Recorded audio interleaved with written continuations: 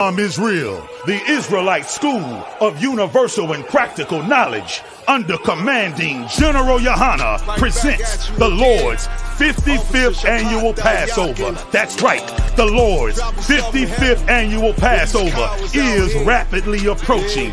Commanding General Yohana is calling for all blacks, Hispanics, and Native Americans to remember what the Lord did for us by saving us from our oppressors and choosing us to be a special people unto Him, the real Jews and Israelites. Passover will be held in Durham, North Carolina. Pay your Passover fee.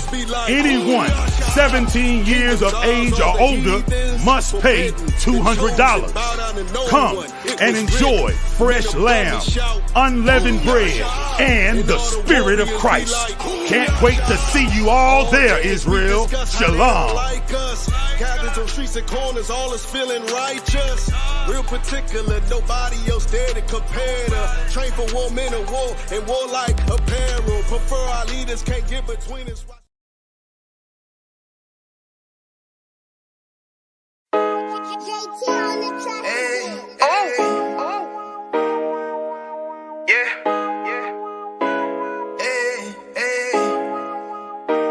Fuck wrong with you, boy? You know what time it is, nigga. Better watch how you step in. Yeah. But that was my niggas. Yeah.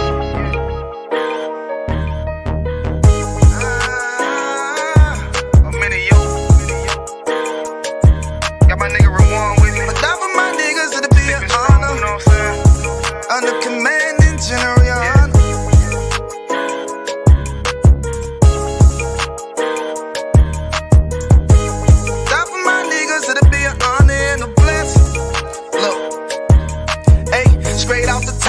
All of my niggas, that shit ain't gon' stop till we on top and we ballin', my nigga. We be fly as fuck, you know them bitches be stalking my niggas.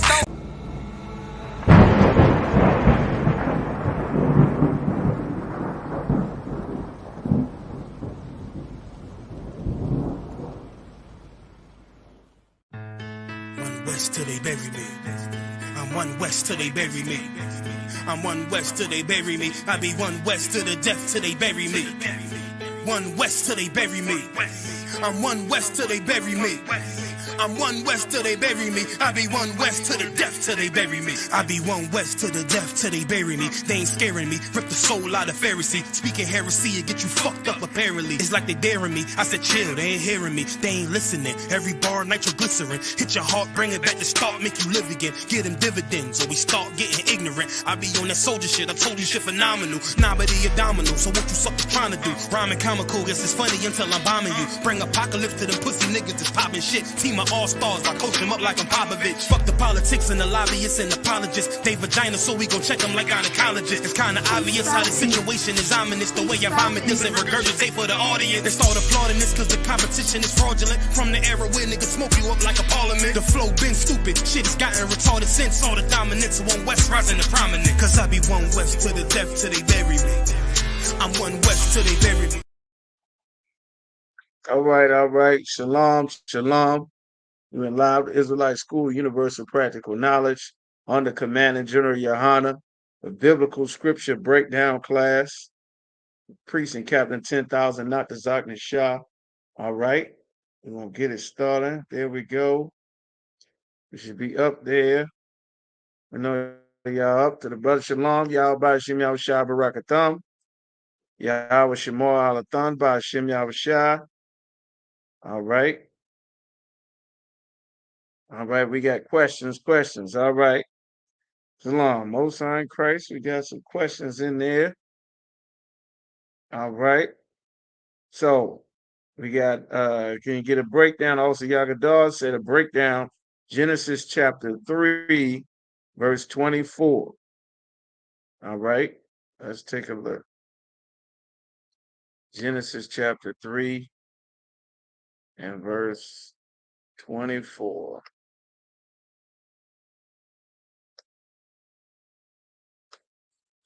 All right, let's get to the breakdown.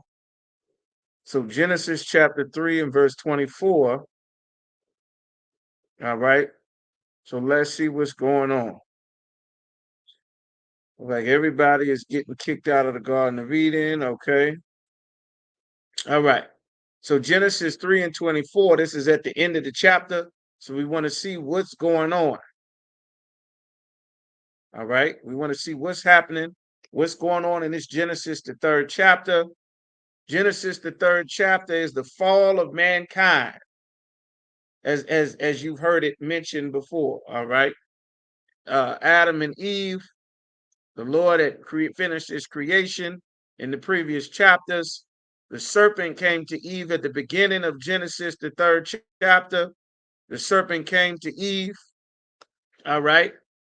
Of course, Eve fell for the serpent. The serpent had some knowledge from the fruit of the tree of the Garden of Eden. You understand? The serpent did not give her a fruit like an apple, a peach, or strawberry. He gave her knowledge, slang, food for thought. You understand? He gave her some knowledge of the customs of the other nations, and she took it. You understand? And from that, she took it and she spread it to Adam. And then that is when they realized that they were both naked. They were uncovered by the world. You understand? Shalom. All right. Everybody just make sure you sign this for attendance. They were uncovered by the world, the society outside of the one that the Most High had given to Adam. All right. So then the Lord punishes them. They're getting put out of the Garden of Eden. The woman blames the serpent. Adam blames Eve. The Lord punishes everybody. Everybody is getting put out of the Garden of Eden. So now the Lord is issuing the punishments throughout the bottom half of Genesis. All right, shalom, brother. All right. And now the Lord, Adam gives Eve a name, Eve or Kaya in the Hebrew. All right, which means to be alive or lively. She was the mother of all things living. You understand? And the Lord, and now we get down to the bottom of Genesis, the third chapter. All right. So now in verse 23, it says, the Most High sent him from Salakia, sent him forth, meaning out away from the Garden of Eden. The Garden of Eden is an actual place. You understand? The Garden of Eden is the Middle East. The Middle East is the Garden of Eden. You understand? That's where we come from. That's where all life began. Any real historians would tell you life did not begin in so-called Africa. Life began in Mesopotamia, in the Middle East, in Babylon, in Assyria. All of that is in Iraq. It's in the Middle East of what we would know today as Iraq. And of course, our oppressor has drawn lines and broken up people's country and created separate countries to divide the land that the Lord had originally divided the Garden of Eden by rivers. Bodies of water is what determines where one people's land ends and another people's land begins on the other side of bodies of water. Just like when we were in ancient Egypt, the Lord poisoned the waters for the Egyptians. On our side of the Nile, on our side of the river where we lived in the land of Goshen, our water was sweet. On the Egyptian side of the river, it was turned to blood and it was bitter and it made everyone sick and it smelled bad. It was putrid. It was cursed by the Most High. Just to give you a little backdrop so you can get some better understanding. So now, the Lord said he put them forward out of the Garden of Eden to till the ground from whence he was taken. Now, to work by the sweat of your brow, which Adam did not have to do at first. He didn't have to go out and work and till the land or do what's known as gardening or yard work or landscaping. Adam didn't have to do any of those things. You understand? So now, when you get to Genesis chapter 3 and verse 24, which was his question. So he drove out the man, meaning that prized the land where everything grew perfect, everything was nice and fertile. You didn't have to work, the dew watered it, everything was absolutely perfect. You understand? Once mankind sinned, Adam followed his wife Eve. That caused him to sin against the Most High. The Lord evicted them. Now they got to go and live in a different land that's not fertile and wonderful and pleasant, that this land out here, that the other nations of people would have to live in and work and survive and get it how they live, that was not absolute paradise, which is where the Most High put Adam and Eve. You understand?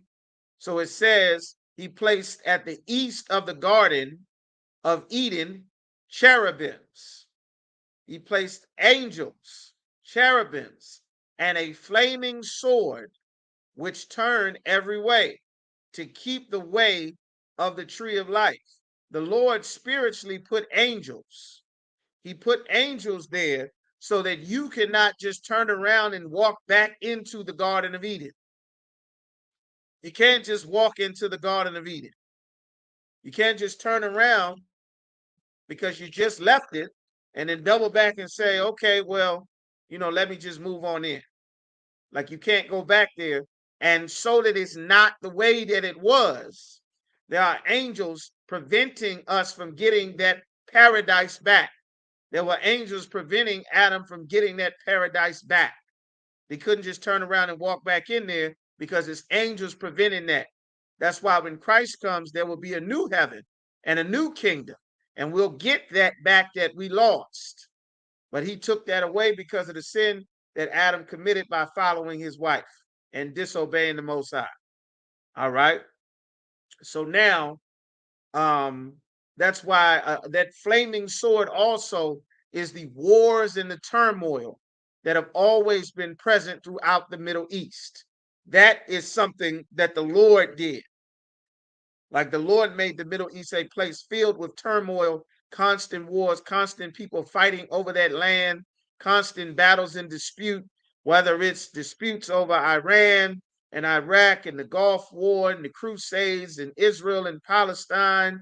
You understand, even before they discovered oil, or before the Polish or Austrian man who now today since 1949 calls himself an Israeli or Jewish, even before they moved into the land that was fully inhabited by Palestinians who are not the Philistines of the Bible, who are Africans.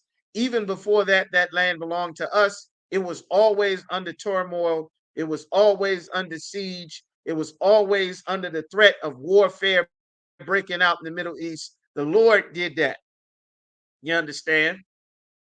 All right. So let me know if that answers your question. We got Romans 1 and 28. Let me get to that. Let me know if that answers your question. All right. Let's get some more. Let's get some more. All right. So yeah, just let me know if that, taking these down. Somebody asked a question, Romans, I believe his sister said Romans chapter 1 and verse 28. Okay. So let's see. All right. Romans chapter, 1 and 28. I got you. All right, Most High in Christ. So Romans chapter 1 and verse 28. Okay, so let's see. What is the sister's question? Can I have a general breakdown on 1 and 28? Okay, so 1 and 28, it says that, so what this is talking about, there's a lot of things that's going on before you get to the 28th verse. So the Lord is talking about how this all began. And to really understand what was talking about in Romans 1 and 28, you really have to go through where it really began, talking, really starting from about verse 22 or 21. But what 28 is saying, they did not like, even as they did not like to retain the Most High in their knowledge. They didn't like to keep the Most High's law, statutes, and commandments. They didn't like to decide. They didn't want to keep the Most High's dietary law. His law is about not eating shrimp, crab, and lobster, about not having sex with another man's woman. His law is about a woman not killing, unaliving her baby, or you understand, or getting divorced, being with a sister, throw her away for another sister, or being an alternative lifestyle, man or woman, a man having relations with another man, you understand, or a woman having adult relations with another woman. They didn't like the fact that the Most High gave commandments and rules. to not worship idols, to not marry the other nations of people, to not have interracial marriage, to not be murderers, to not be liars and thieves. This is what he's explaining when you start to Romans the 21 and verse 22, saying, for centuries, generation after generation, the Lord gave us instructions and he sent the prophets out to warn our people over and over again. This is for Sister Nazam Ana. Over and over again, the Lord gave instructions to Israel to what to do. Israel refused generation after generation, and the Lord said this, because they did not like to keep the Most High's commandments, the knowledge of the Most High, they wanted to go serve other gods. The Most High gave them over to a reprobate mind, meaning the Most High gave them over to a mind to do things that would seem as though this is okay. You understand? And so that we can get a better understanding of that scripture, let's get the definition of the word reprobate. What is the definition of reprobate? In order to understand what this scripture is talking about, or any scripture, we need to know the definition of the words that are being used. All right.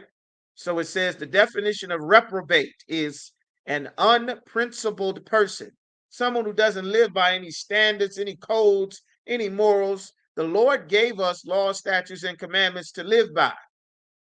But our people did not like to retain the Lord's law, statutes, and commandments. So the Lord said, fine. You don't want to keep my commandments?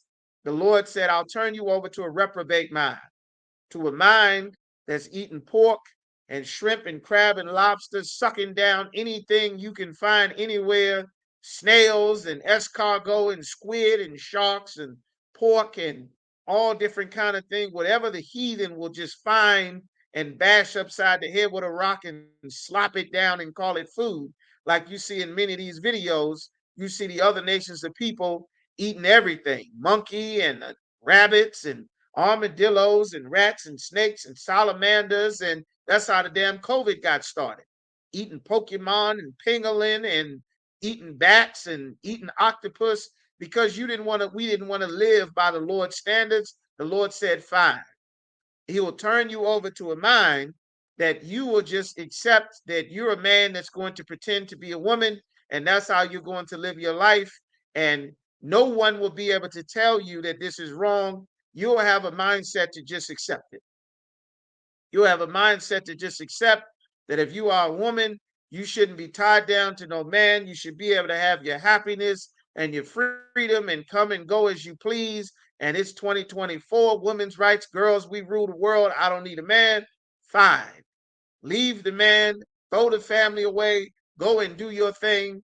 And in your mind, you'll feel that that is the right thing to do until you reach 50. And there are nobody around to help you. And you have no security and protection. And your cities are filled with unprotected women who've been diva queen, boss lady, slay queen, all through their 20s, 30s, 40s, having hot girl summer, woman thou art loose, in a mind that no woman on the planet lives this way. No woman lives like that. But the Lord said, because our people did not want to obey the Most High, he said, fine, I'll turn you over to a mind to where you will believe that this is correct. Even though the Lord gave laws against it, nobody gave a damn, to hell with it. The Lord said, fine, you got it. And it says to do those things which are not convenient. It's not convenient to do those things. You understand? He said it's not convenient. You're going to do things that are not convenient. What are the things that are inconvenient? This is what the Lord was talking about. That's why I said in the previous few verses, it's going to give you what it's talking about once you get to verse 28. So if we skip up a little bit, the Lord is going to talk about what he means. So we're going to hit verse.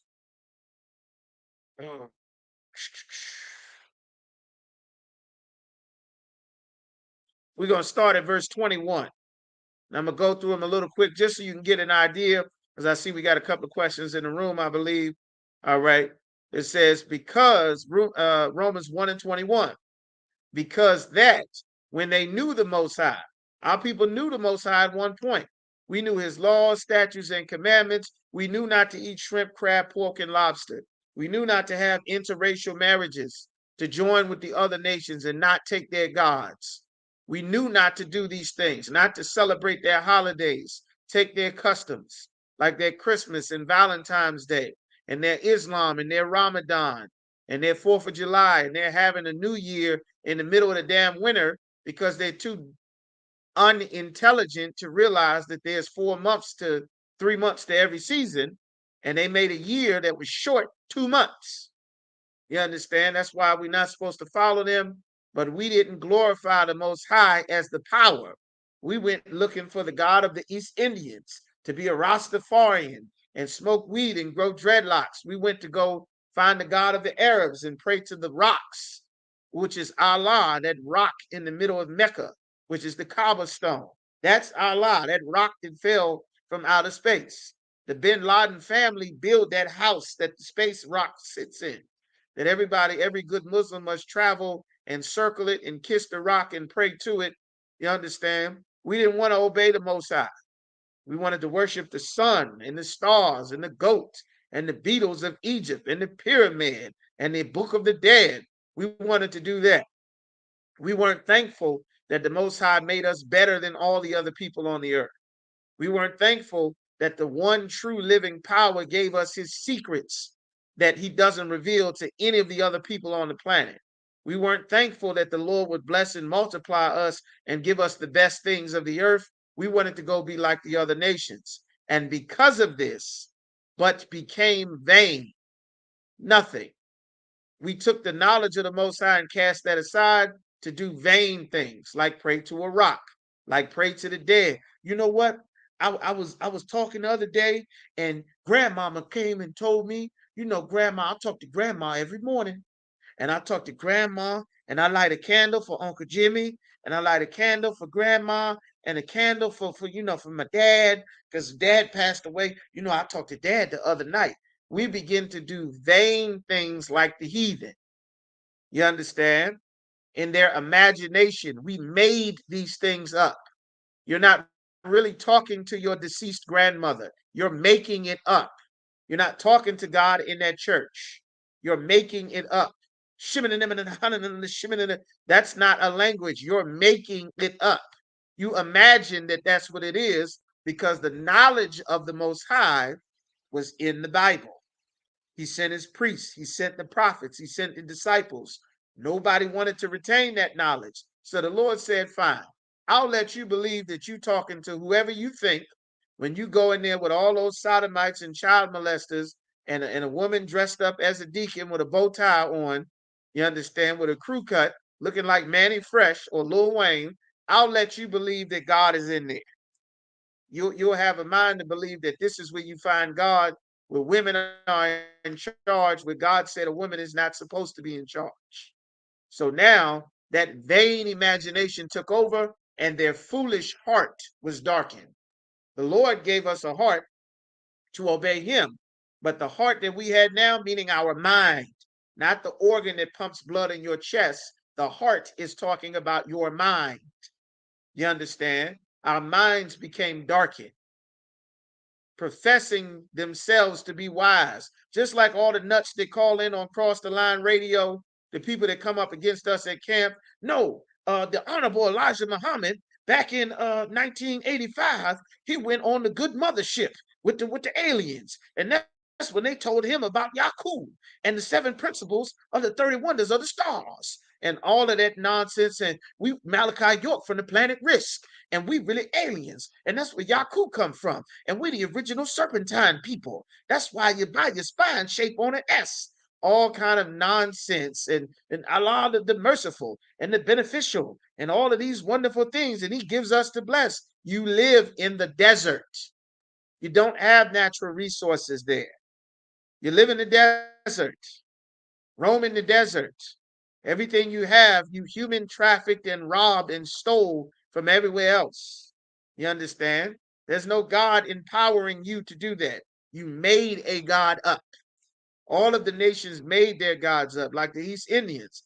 They have babies that are born deformed, with limbs going the wrong way, and eyes that are different colors. So they made gods so that their people could worship and accept the deformities happening to their children as a part of their culture. You understand? This is what happened. And they professing that wisdom, they became fools. Like the brothers talking about Haile Selassie. Haile Selassie and Rastafari. Dreadlocks comes from India, not Ethiopia. Ethiopians don't grow dreadlocks like that because that's not Ethiopian culture. Haile Selassie has nothing to do with King Solomon in the Bible. The Queen of Sheba, the land of Sheba, is Yemen, not Ethiopia. Ethiopia is the land of Cush, according to the Bible. But of course, professing to be wise by not listening to the prophets and the priests and the teachers and the disciples that the Most High set up from the beginning to keep you on track with the Most High, our people just started to believe in any damn thing. Sisters burning sage, you understand? Sisters praying to crystals. If just as a sidebar, if you some sister that likes pretty decorations in your house, that's fine. You like wonderful colors, beautiful tapestry, all kind of colors, that's fine.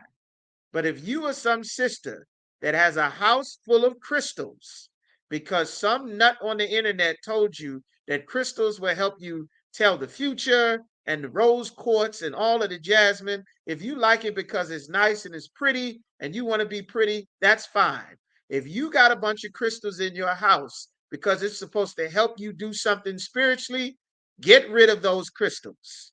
That is an idol to you because people made up gods to sell and market things to you because our people for centuries did not want to obey the Most High. And everyone was able to market their God to them, to our people, so that they can get rich, you understand, and exploit us and rob us blind, and then we worship their gods. Just as a sidebar, if you are a sister, this is very popular with the sisters. If you are a sister and you have some certain incense that you like because you want your home to smell nice and sweet, you got your Glade plugins, you got your all your beautiful, wonderful smells, your pledge, your lemon this, your burning essential oils, and all of that. You got your incense, that's fine. There's nothing wrong with having your house and you smelling nice. There's no evil in that. But if you are burning specific incense because some nut told you that sage wards away evil spirits, and this is supposed to keep the peace in the home, and this is supposed to keep the evil away, now you're into witchcraft. Get those out of your house. Go get you some damn car fresheners and some Glade plugins or some Febreze, but you cannot burn an incense to ward away evil spirits because some nut selling sage told you that. You understand?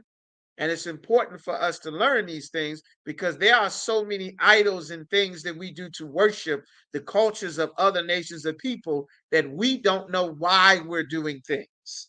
That's why it's important for us to listen, to get in the truth, get in the school, and listen to the prophets that the Lord set up. So it said, professing to be wise, they became fools and changed the glory of the incorruptible Most High of the power into an image made like to corruptible man. That's why in the Roman Catholic Church, they got you doing what? Praying to the Virgin Mary, praying to St. Andrew, St. Peter. You understand? And because of this worship of these idols, now you Holy Mary, Mother of God. Mary was not the Mother of God, but the Roman Catholic Church teaches you to pray to a corruptible image of a woman, even though Mary was a black woman. According to the Bible, Mary was a Levite or a Levitess, which would be a so-called Haitian, not that woman that everybody praying to, talking about this the Virgin Mary. Mary was a sister. Joseph was a brother. You understand? And no prayers to Joseph, even though you shouldn't, but there's tons of prayers to Mary. That's why all this woman worship and immaculate conception, diva boss ladies, city girls, we up, slay queen, all of that nonsense comes from the Roman Catholic Church, comes from the worship of the Virgin Mary, talking about Holy Mary, Mother of God, the worship of the mother of the goddesses, the mother god, Gaia, the sky spirit, That same nonsense that they put in Captain Planet. If you were alive back in the 90s, the intro would say Gaia, the great spirit goddess of the planet Earth. She gave these magical rings. It is in every area and facet of society. This society is filled with the gods of the other nations. This is why the Most High is not answering our people's prayers. We praying and worshiping everybody.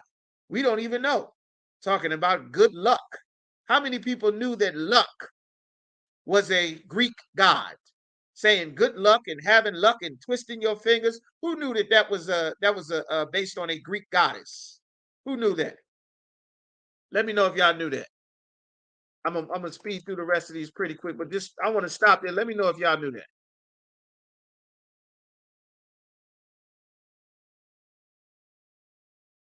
All right.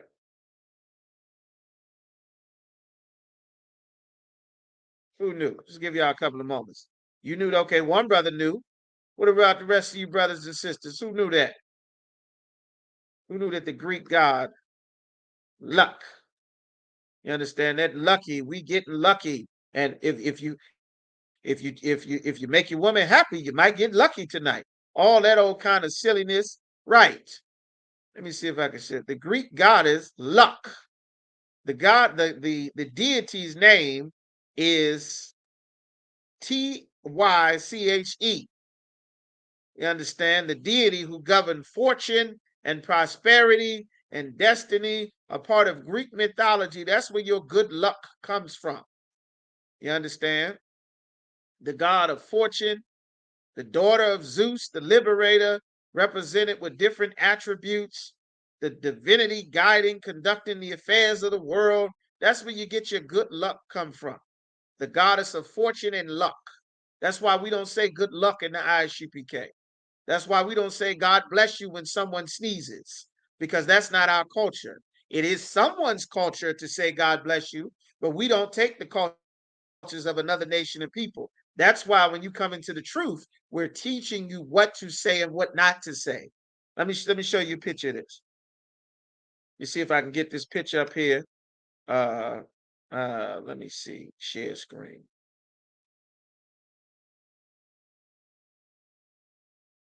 The luck. All right. All right. I want y'all to see this. This is luck here. This is Tyche.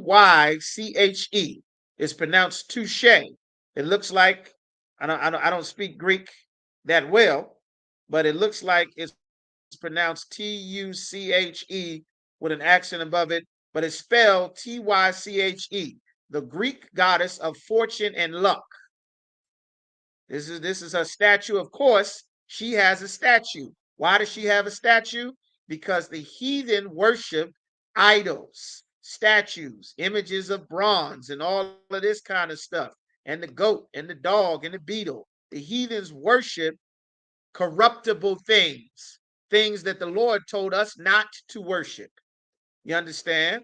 We don't even know, because we're not being educated with anyone teaching us about God. They're not educating us on history. They just telling us to sing and dance, slam our head on the ground, and give up some money, and don't say anything when they run through your woman or have sex with your kids. That's all we learning. That's what Muhammad was doing. That's what Malachi York was doing. That's what Brother Polite was doing with Egyptology. You understand? That's what the Pope is doing. That's what Eddie Long is doing. Y'all seen the videos with all the pastors getting busted for sex trafficking and child abuse, every continent. But they never taught us any actual thing about the Bible. That's why the ISUPK, we are not a church. We are a school. The word church in the New Testament is a Greek translation of a Hebrew word, which is Bayath Saparia, or the house of books, the house of knowledge, the house of study. All right. And that's why you in here learning. So it says, and change the glory of incorruptible of the most high power into an image made like to corruptible man. That's your Virgin Mary. That's your statue. What we just went over. The goddess luck. You understand? All of those things. And what else? To birds and four-footed beasts. All the gods of Egypt.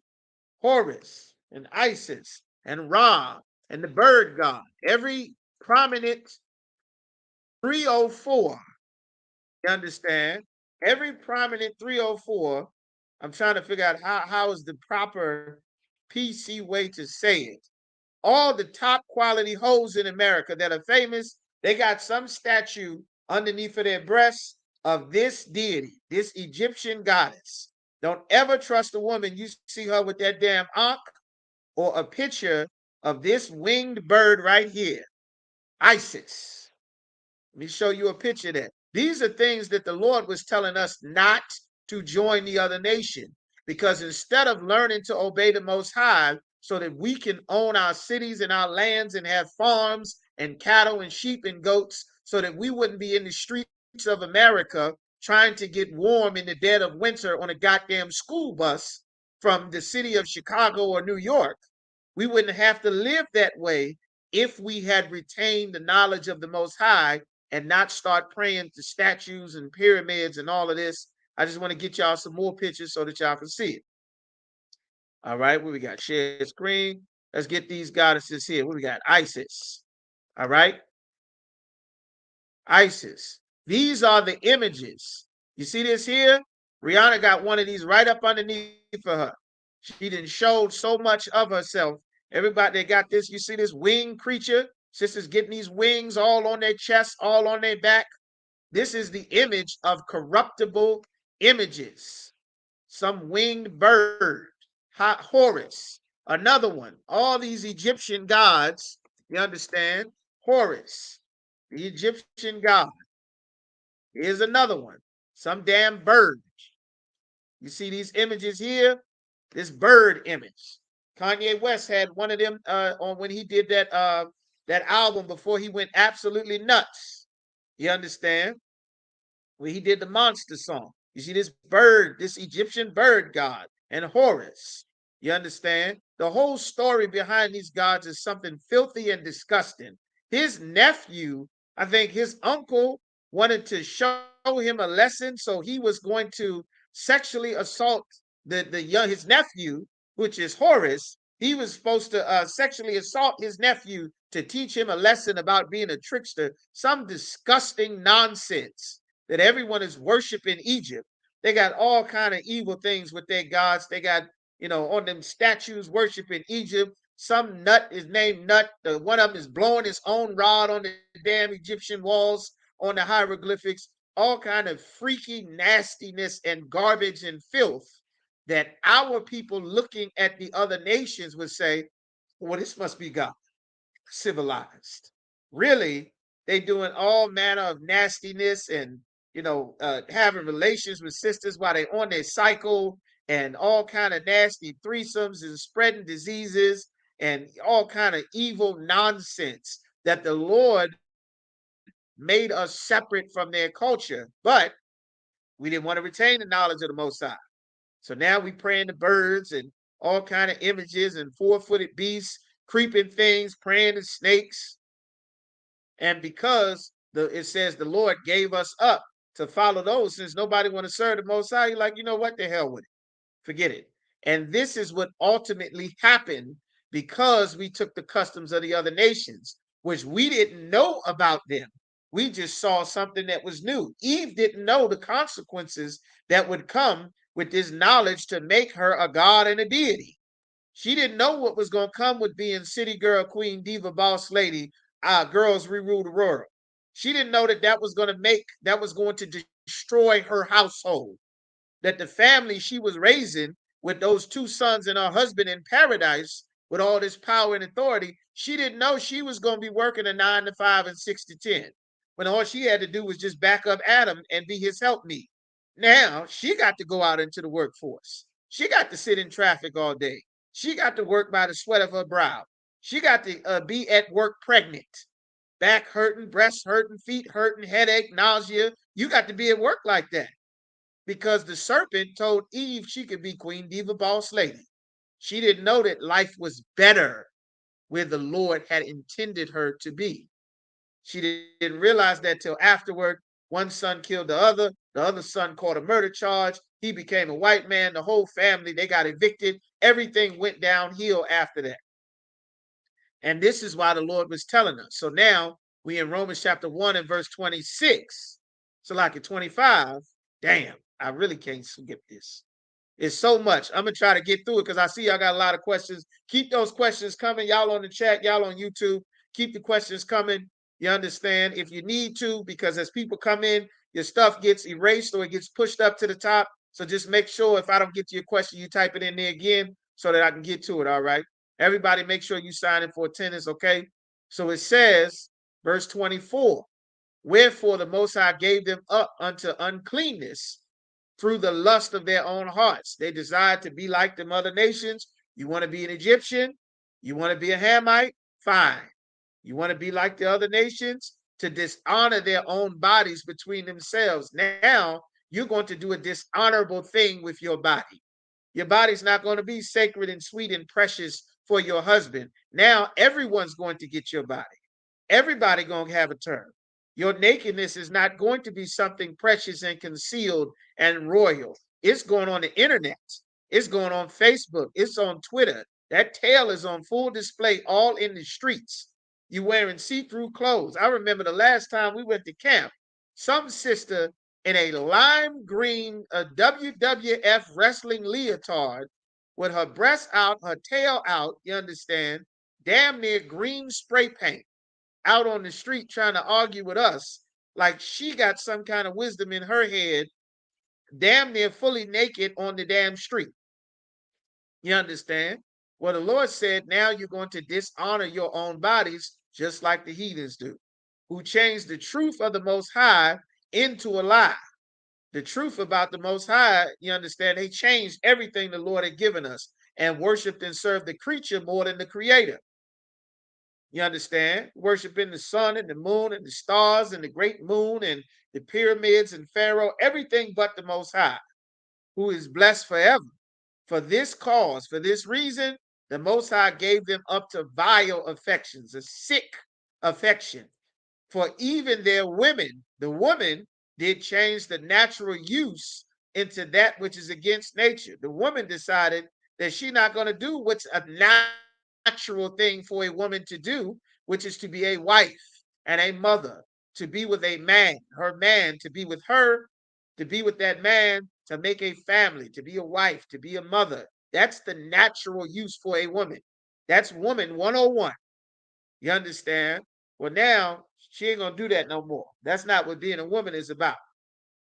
And likewise, the men leaving the natural use of a woman. What is a man's natural use of a woman? To go and have sex with that woman.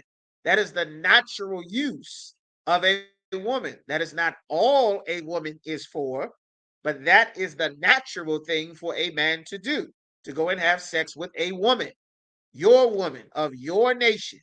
You are Black, Hispanic, or Native American. The Lord has provided Black, Hispanic, and Native American women for you to marry. You understand? But be very wise. So now it says they will change that, burn in their lusts one towards another. Now, you want to be an Egyptologist? You're going to get that full Egypt treatment.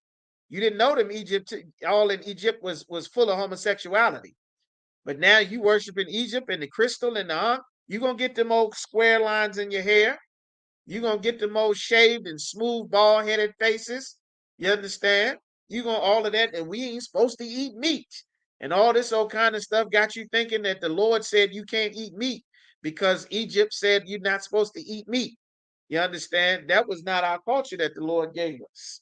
It's not a sin to be a vegetarian, but you got to understand what's the difference between making a decision just based on your personal preference and when you are getting into the customs and the philosophy of another nation of people. Why are you doing this? Sister, why are you cutting your hair to look like a little boy?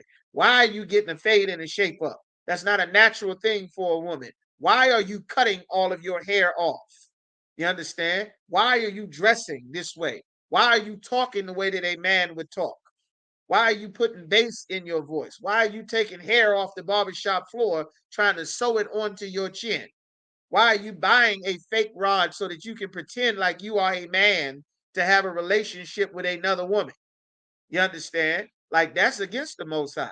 Brother, why are you wearing a dress? Why you got that bent wrist? Why are you talking like mommy and grandma? Why are you taking the bass out of your voice? Why are you shaving your face?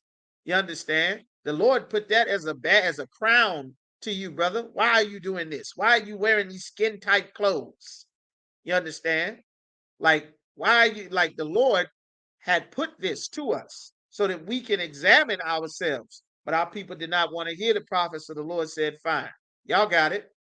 Says men with men working that which is unseemly, a man climbing up to another man's behind, trying to pretend like you in some relationship with two niggas in there just tearing each other up. That is absolute destruction. You understand? Two women in there. Some woman strap a goddamn PVC pipe to her waist and destroying some sister, pretending like you in some sort of relationship, like you a man now. You understand? Like it's absolute confusion. And it came because of us taking the customs of the other nations of people. It started with us worshiping Egypt. It started with us taking their holidays. It started with us acknowledging their gods, getting into their cultures, trying to dig deep into their way of life. You understand? The Lord told us don't do that. And this is the result. You understand? And it says, and receiving in themselves that recompense of their error, which was meat, meaning the error, the payback or recompense of what they did that was wrong. That's why it's syphilis everywhere. It's gonorrhea and chlamydia everywhere, hepatitis everywhere. The goddamn monkeypox, you understand? HIV and AIDS busting through the damn roof. They have a damn AIDS commercial with two niggas in the kitchen. You know, some nigga chopping up vegetables like he a woman, and some big hairy pawed man will come and kiss him on the back of his neck. Well, you going on the AIDS commercial. I didn't make it up. I didn't say it. The Lord said this. And this was to save our lives, but nobody wanted to acknowledge the Most High. So the Lord said, fine. It is what it is. Y'all got it. You understand? And now when you get to verse 28, which was the sister's question, this is what he's explaining. This is what the Lord was talking about. And as a result, our customs, which was to be loving and brotherly and sisterly and take care of one another and think about the future generations of our people and to not be a stingy rich man, that you know that your wealth is to take care of the poor and the widow and the infant, to not abuse brothers and sisters because you're stronger than them, to not rob brothers and sisters because you don't have, to not rob the poor because you do have. That's what our culture was about. But because we joined the other nation, verse 29 says, being filled with all unrighteousness. We not righteous power to the people's soul brother no more. We filled with fornication. You having sex with another brother's woman, man. Like that's an evil thing. It's so evil, the Lord will take your life. Tons of teenagers are losing their life every single day in this country, thinking it's a joke. You're going to lay down with somebody else's woman. The Lord going to have 4 and 5 shootings in Virginia Beach and in Portsmouth and in Richmond and in Newport News and in Chesapeake and in Suffolk. It's going to keep happening. You keep having sex with somebody else's woman. Like the Lord playing about this. It said in fornication, you have sex with a sister, you throw her away. That's evil. You have sex with a man so that he can pay your phone bill and get your hair done, and you go on to the next one. That's an evil thing, sister. That's unrighteous as hell. The Lord don't love a man or a woman that does these things. Wickedness and evil, covetousness, looking for a way to steal somebody else's stuff, maliciousness, doing things just out of evil and spite, beating on your kids because they look like your baby daddy, taking a man, you understand, putting him on child support and then holding his kids for ransom. You understand? Have sex with a sister, get her pregnant, and block her damn number. Pretend like you don't know her when you see her on the street. That's an evil thing. The Lord will take your life away for doing that. The Lord will have you be unalived at a traffic stop. We are not allowed to live this way. You understand? And this is the culture of the other nations of people, full of envy, despising your brother. That's all the music, sliding on the ops. We sliding with the Draco. We hitting up the ops. You understand? We mocking you at your grave site. We peeing at your grave site. We digging your grave site. You get killed. We laughing about it, joking about it. Oh, ha ha! I smoked your man. I smoked your man. What you gonna do? The Lord will have 20 people get shot every week. The Lord don't approve of that. He ain't letting it go. We got to change. You understand? That's why we out on the streets in the UPK. Murder, taking a man's life unlawfully, abortion, taking a baby's life, debate, going back and forth against the scriptures so that you can disprove the word of the Lord because our people decided we didn't want to obey the Most High. Full of deceit, always lying and scheming and scamming people. You understand? All kind of scams and hustles. You understand? Selling people stuff, pretending like this is what it is. All of that hustling and scamming and lying and cheating and hoeing and prostituting and selling sex, all of that is the heathens' customs. That's Egyptian custom. That's Hamite custom. That's Asian. That's the Moabites custom. The Edomites custom. That was never our customs as a people. But we got away from obeying the Most High, and the Lord said, fine, do what y'all want. Y'all got it. Y'all good. Y'all got it. Nobody give a damn what I'm saying. No way. Let's see what happened to y'all. You understand? Like this is what happened. Malignity. Salakia. Malignity. That's a rough word there. Malignity. All right. I'm gonna get to some more of these other questions. You understand? We're just gonna get the definition of that. Malignant. What does it mean to be malignant? It says, what does malignant mean? Malevolent. It says of a disease, very virulent or infectious, tending to evade normal tissue or recoil after small cancerous. You understand malignity meaning infectious, spreading infection and disease everywhere, herpes everywhere, gonorrhea everywhere. You understand? Monkeypox, AIDS everywhere, hepatitis everywhere. Like it's a damn disease, murder and abortion everywhere. Like that's what malignant means. Like this is what the Lord was saying. Like we became these things from following the other nations of people and their culture. This is what the Lord was sparing us from. But of course, by us not listening to the prophets that the Lord kept sending out, the Lord said, fine. We're gonna see how y'all do in the end. All right. Which one was that? Bear with me just a moment. Sister, let me know that answer your question. Just wanted to get that breakdown because it was a lot in there. Who else we got? Let me see. It was some more. All right. What do we got? Romans 128. Trooper Kazaki said Revelations chapter 7. Can I get a complete breakdown of Revelations, the 7th chapter, and some scriptures to precept that? You're going to have to narrow that down. You want a whole breakdown of Revelations, the 7th chapter. All right. Hold on. Let me see. I got to get this charger. Hold up now. So I can bear with me just a moment. Is that one? I think that's it. So I can bear with me just a moment. Okay, Most High in Christ, that answers your question. All right. Revelations, the 7th chapter. Let's see. Is this the right one? Yes. All right, Salakia. Give me just a second. Revelation 7th chapter. Bear with me. Get this charge on. All right. Is it up? There we go. All right. Sure, I lose no power. Okay. We want to break down the entire Revelations, the whole book of Revelations, the 7th chapter. Let me take a look at it. Let me see. Make sure y'all type y'all questions in there. If I don't get to y'all questions, make sure you retype it in there because the chats get pushed back. Okay, Revelation the 17th chapter. Let's see. 4 angels of 4 corners, 4 winds of the earth. Angel ascending in the east, having a seal. Loud voice heard not to see the earth nor the trees. So we have sealed the servants. Okay. Not no seal. Okay, the tribe of Judah, Asher. Great multitude, no matter. Okay, I might be able to do this. All right.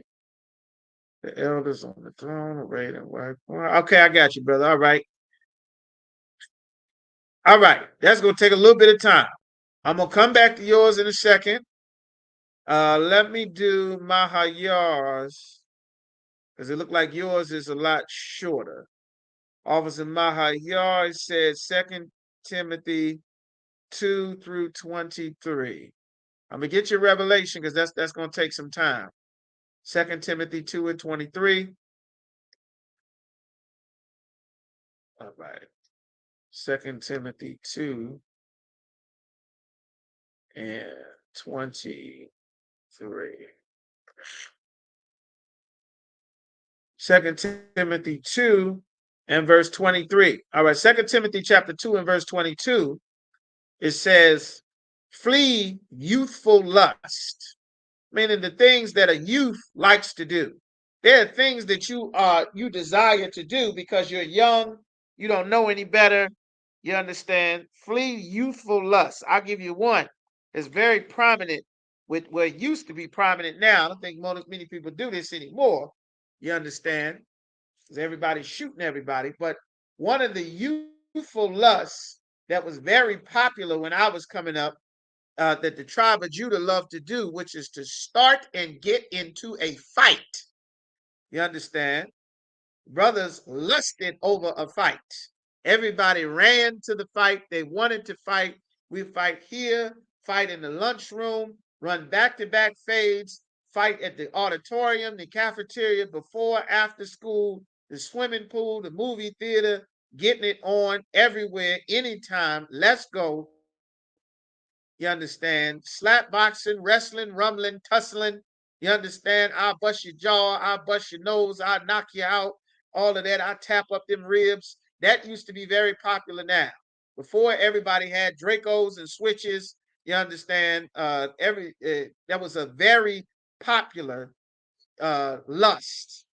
That was a youthful lust. You understand? It says to flee youthful lust. What else is a youthful lust? A lot of times the youth would like to steal cars. You understand? This is something very popular. They have something now where they're called Kia boys. Kia boys. These are young brothers all across the country stealing cars. It's very popular. You understand? So popular that they got a name in their own special on the TV. So when it says flee youthful lusts, you understand? Those are just some examples. All right. Hold on. 2 Timothy 2 and 23. Flee youthful lust. What else? You understand? Um, Let me see. What else they got? All right. Let's see. Another youthful lust. Something that the youth would like to do, that they take very in their youth. They make very erroneous decisions as a youth. I'm trying to think. Snatching purses, committing robberies. Youth like to do that. You understand? You rob somebody, you snatch them, you run very fast, you're young, you're lightweight, you snatch a purse, you grab. You understand? That was very popular a lot of places. I seem like they still doing robberies now. You understand? What else would be a youthful lust? Children like to play with sex. It's a very popular youthful lust. A youthful lust, you understand? You're in middle school and high school.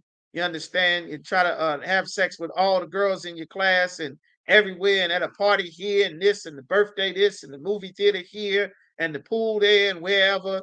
You understand? It's a very foolish and childish thing. You understand that the youth do. That was a very youthful lust. You understand? You should not still think and operate and function the way that you thought, operated, and function as a child. It says, but instead of thinking like a youth, what else? Children think very stingy. I'm going to take this. If you got very youthful, your children, they don't want to share. Anybody that watches children and babysits children, that has a lot of children or has raised children, you know you have to teach the children to share. They don't instinctively just share. They figure, well, I got toys. I'm bigger than you. Why don't I just take them all? Because I want them all. Somebody has to teach you that everything is not for you. Everything is not about you. You understand? Share with your brother. Share with this brother. Share with your sister. That's an important thing to learn And as a youth, that doesn't come naturally. Someone has to teach you that. All right. Another youthful and childish lust is what else? Getting high all the time. That's a silly, childish. We're gonna get high before we go to school. We're gonna get high because it's Tuesday. We're gonna get high because it's Friday. You smoking in the stairwell, smoking hot box in the car, smoking in the laundry room, smoking on your way to the liquor store. 2, 3 o'clock in the morning, in the afternoon, just getting high all the goddamn time. That's a childish thing. You understand that many of these youthful things our people don't grow up from. That's why he's saying this in the New Testament to the brother in charge of the schools in the book of Timothy, writing to Timothy, saying, when you instruct the brothers and sisters in the school, teach them not to think like a lust-filled child. I must have everything. I must get everything. I must have every pleasure. I can't be upset. No one can tell me that I'm wrong. That's another useful. You understand? Hey, listen, brother, I'm going to come to your question in just a second. I got you. All right. All right. Settle down. Okay. That's another useful childish thing that children do that all the time. All right. I must have everything that I want. So many of our people don't get to grow up and get out of a childish mindset that they figure they must have pleasure. They must have pleasure constantly. They must have happiness constantly. Must have good time constantly. You understand? If it's not fun and make me feel good, and it's something I don't want to do, then I'm not going to do it. That's how a child thinks. You understand? And we have to unlearn childish things. That's why the Bible says, when I was a child, I thought as a child. But when I became a man, I put away childish things. You understand? He said, but follow after righteousness. What is righteousness? Obeying the Most High. Faith. What is the faith? The stories and the histories and the lessons, the ways that our forefathers lived. You understand? Obeying the Most High, standing with the Most High, staying in the truth, obeying the orders that get passed down, like the Lord gave to Abraham and to Isaac and to Jacob, thinking about the future generations of your people, just like Moses did, just like Joshua did, like the prophets did, like Mattathias did. That's what our faith is based on. What is charity? A God-inspired love for your brother. Teaching, making sure your brother is keeping the laws and the commandments. That's charity, not giving to the poor, which is what Christian church teaches charity means according to the Bible. That's false. Peace. Being at peace with brothers. Being at peace with the heathen. We don't allow heathen amongst us, but the Bible says, be at peace with all men. You understand? Be at peace with all men. As much as you can, be at peace with all men, but don't seek their peace. If we can have peace, that's fine, but you're not seeking their peace. Seeking their peace and being at peace is two different things. Seeking their peace means if it's Ramadan, we do Ramadan too, because I'm seeking to have peace with you. If you celebrating Christmas, I'll celebrate Christmas with you. If you say good luck, I'll say good luck. If you say, your special religious greeting, I'll say it back to you. If you rise for the Pledge of Allegiance and the national anthem, I'll take my hat off and rise for the Pledge of Allegiance and national anthem too. You understand? That's seeking to have peace with them. We don't seek to have peace with anyone in the ISUPK. We don't do that.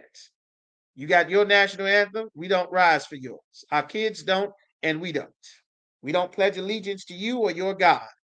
You understand? Now we serve ours. If you're all right with that, then we can do business. If not, that's fine. We'll go on without you. The hell with you. You understand?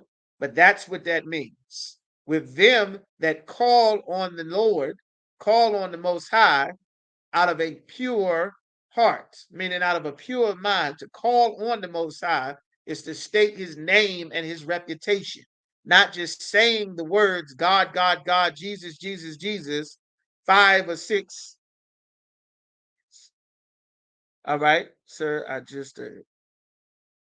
All right. I'm not sure what you're saying, brother. Just hit Officer Yaraj. I'm not sure what you're talking about.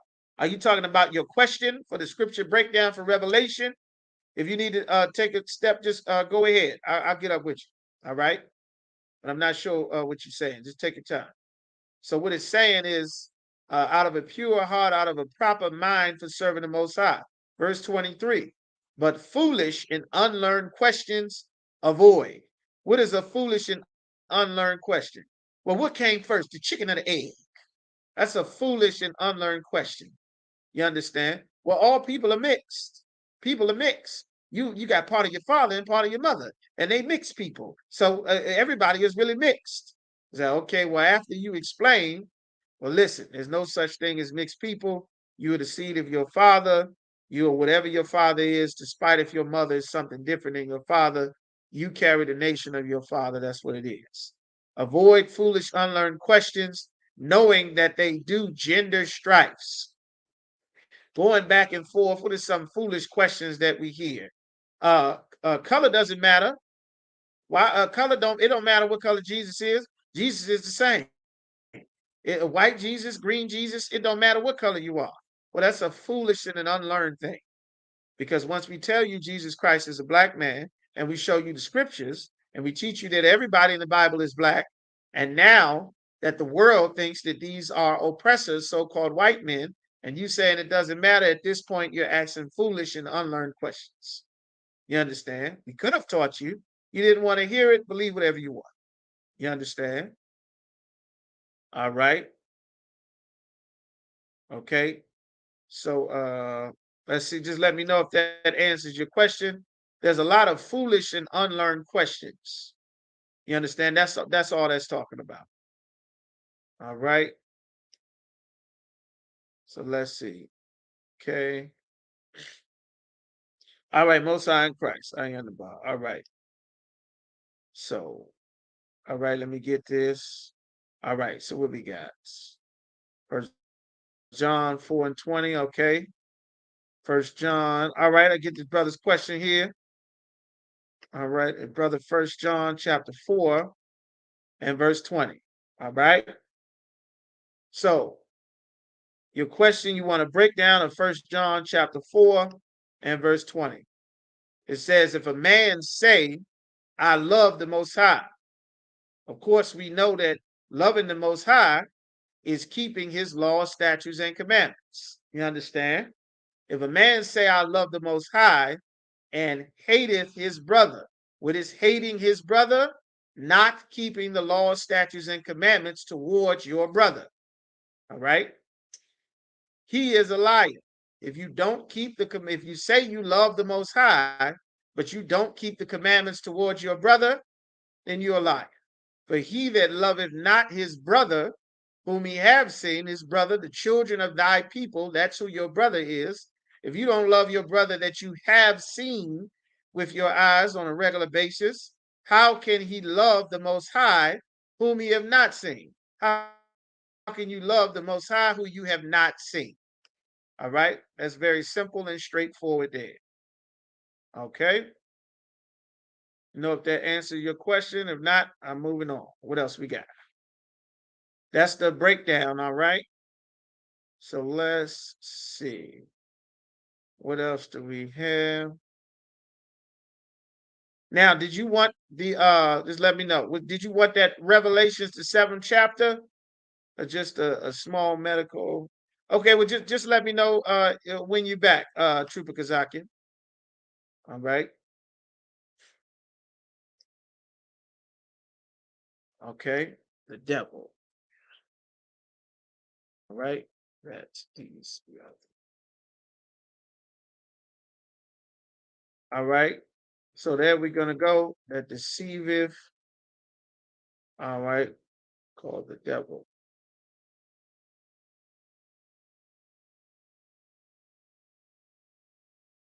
All right. And the devil taking him up. The demon. Okay. So from there, I'm gonna get into my top. All right, Most High Christ. Hey, no sweat. All right, so I ain't get no reply. Moving on. All right. So from there, I'm gonna get into my topic. All right. So now we got who is the devil? We're gonna go to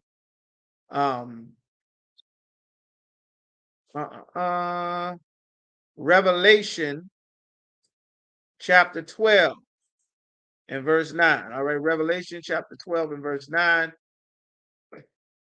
So like, who is the devil? We're going to get down, make sure y'all taking notes, you brothers and sisters. Everybody just give me a one. Let me know you're still seeing and hearing me clear. We got a big storm coming through, a lot of wind and stuff.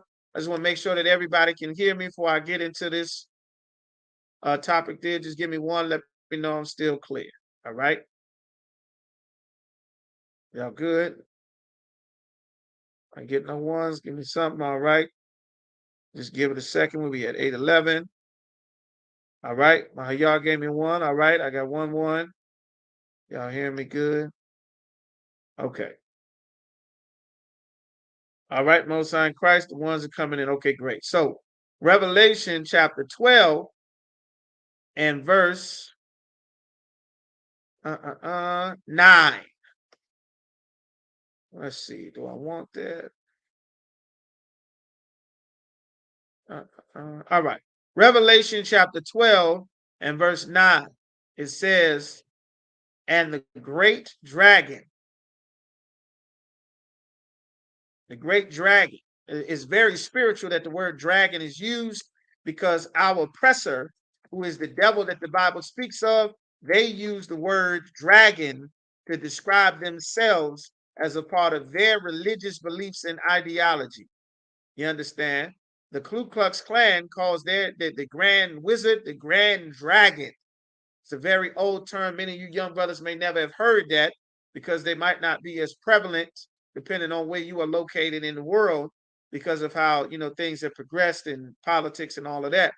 But Revelation 12 and 9, it says, and the great dragon was cast out, that old serpent called the devil.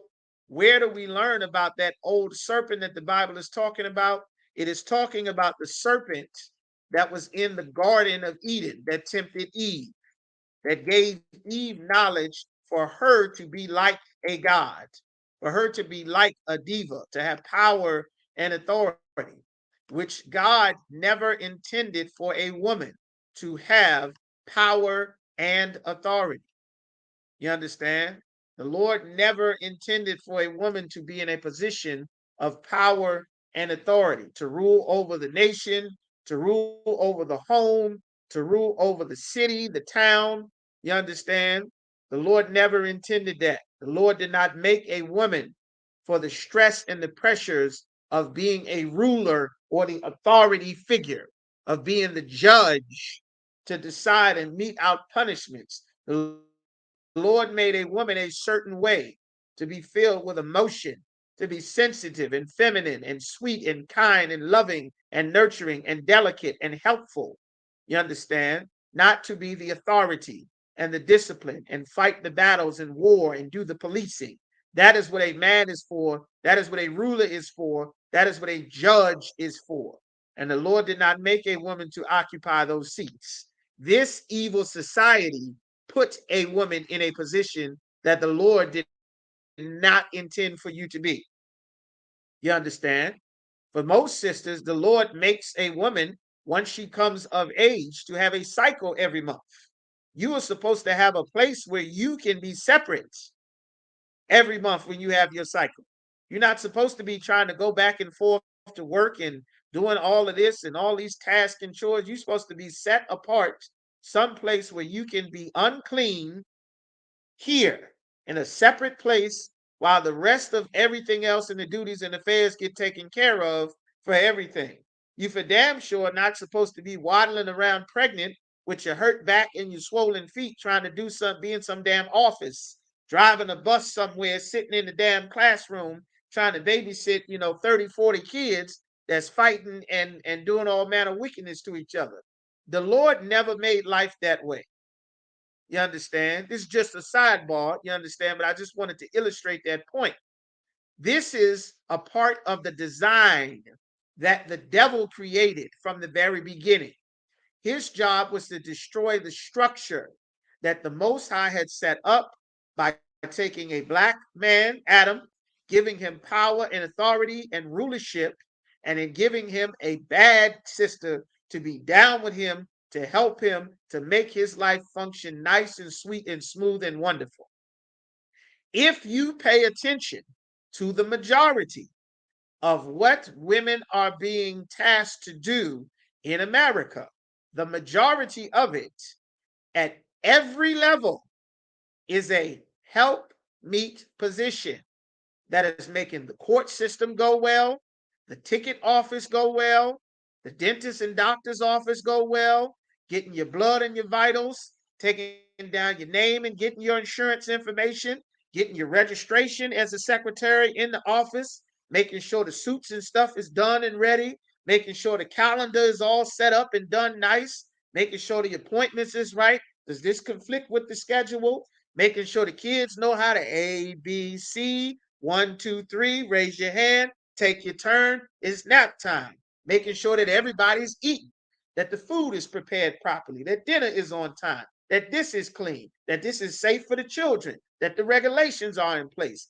Everything that a woman is doing is to help society function. The Lord gave us a woman to help our society function. But from the very beginning, this serpent of old, this grand dragon, has fought to put a wedge between the woman and the man. Most importantly, between the Black, Hispanic, and Native American woman, Latina woman, and the so-called Black, Hispanic, and Native American man, which is Adam and Eve from the very beginning. That was the serpent's purpose. Keep that in mind as we go forward, all right? That was the purpose. So now when we get to Revelation, like we always say, the New Testament is not talking about something different from the Old Testament. This same fight that's being talked about in Revelations, the 12th chapter, this is the fight that was going on in the Garden of Eden. That's where it started. It has been ongoing all throughout history, all throughout the Bible, all throughout our records. You understand? And now in this final evil kingdom, you understand, that resurrected the image of the beast, which is that white image of Jesus Christ, to export democracy, which bring with it feminism, women ruling over men, gender equality, which also brings with it abortion and divorce and Planned Parenthood and city girls and Sex in the City and single motherhood and the fallout crime from the destruction of the family that no people would want in their land. That's why they push it on us. That is the same thing that was going on. Okay, no sweat, no sweat. I'll get to you. I'll get to you. Salakia. All right, should be good to go. So the Lord is saying in Revelations 12 and 9, the great dragon was cast out, that old serpent called the devil and Satan. The serpent. I want y'all to see this. It's written. Remember, every word in the Bible is written a certain way for a reason. That's why we read, write, speak the Hebrew, the ancient Hebrew. We teach it, we translate it. I want you to see it because it's very important that you understand what you're reading. So now, we look at this here. And the great dragon, he was a serpent, a little small, slithering destruction. He was able to, this destruction was limited when he was a serpent. He was that old serpent, but now he's a great dragon. He's been able to destroy so many sisters, so many women, so many families, so much of God's chosen seed. He was able to destroy by exactly what he did in the garden. He's a dragon now. Back then, he was just a little serpent called the devil. This is who the devil is. That's what the title of the class is tonight. Who is the devil? The devil, and what does the word and mean? Remember, every time you see the words if, and, or but, these are some of the most important words in the entire scripture. The serpent and Satan. Why does it say the serpent, who is the devil, and Satan? Why does it say and Satan? Who knows why it says the devil and Satan? Why does it say that? You brothers and sisters listening, just give me some ideas. Why does it say that? All right. Why does it say the serpent and Satan? These verses, particular Revelations 7 and 9, what are the scriptures that I can precept with that? Okay, we're gonna have to come back to it. I got you, brother. I got you. All right. We will get those tonight. You understand? We're gonna go over the time because we're gonna get through this breakdown. You understand? But don't sweat it, boy. We will get to your revelation. As a matter of fact, it'll probably fit in with exactly what we're teaching about tonight. What I'm teaching about. All right. So why does it say the serpent, the devil, who is that serpent from the Old Testament, he's a dragon now, but he was a serpent at one time. The Lord called him the devil and Satan. Why does it say the devil and Satan? Who knows? I need y'all to get this before we go forward. Who knows? Whoever can give it a shot. Wrong answers accepted, right answers accepted. Why does it say that? All right.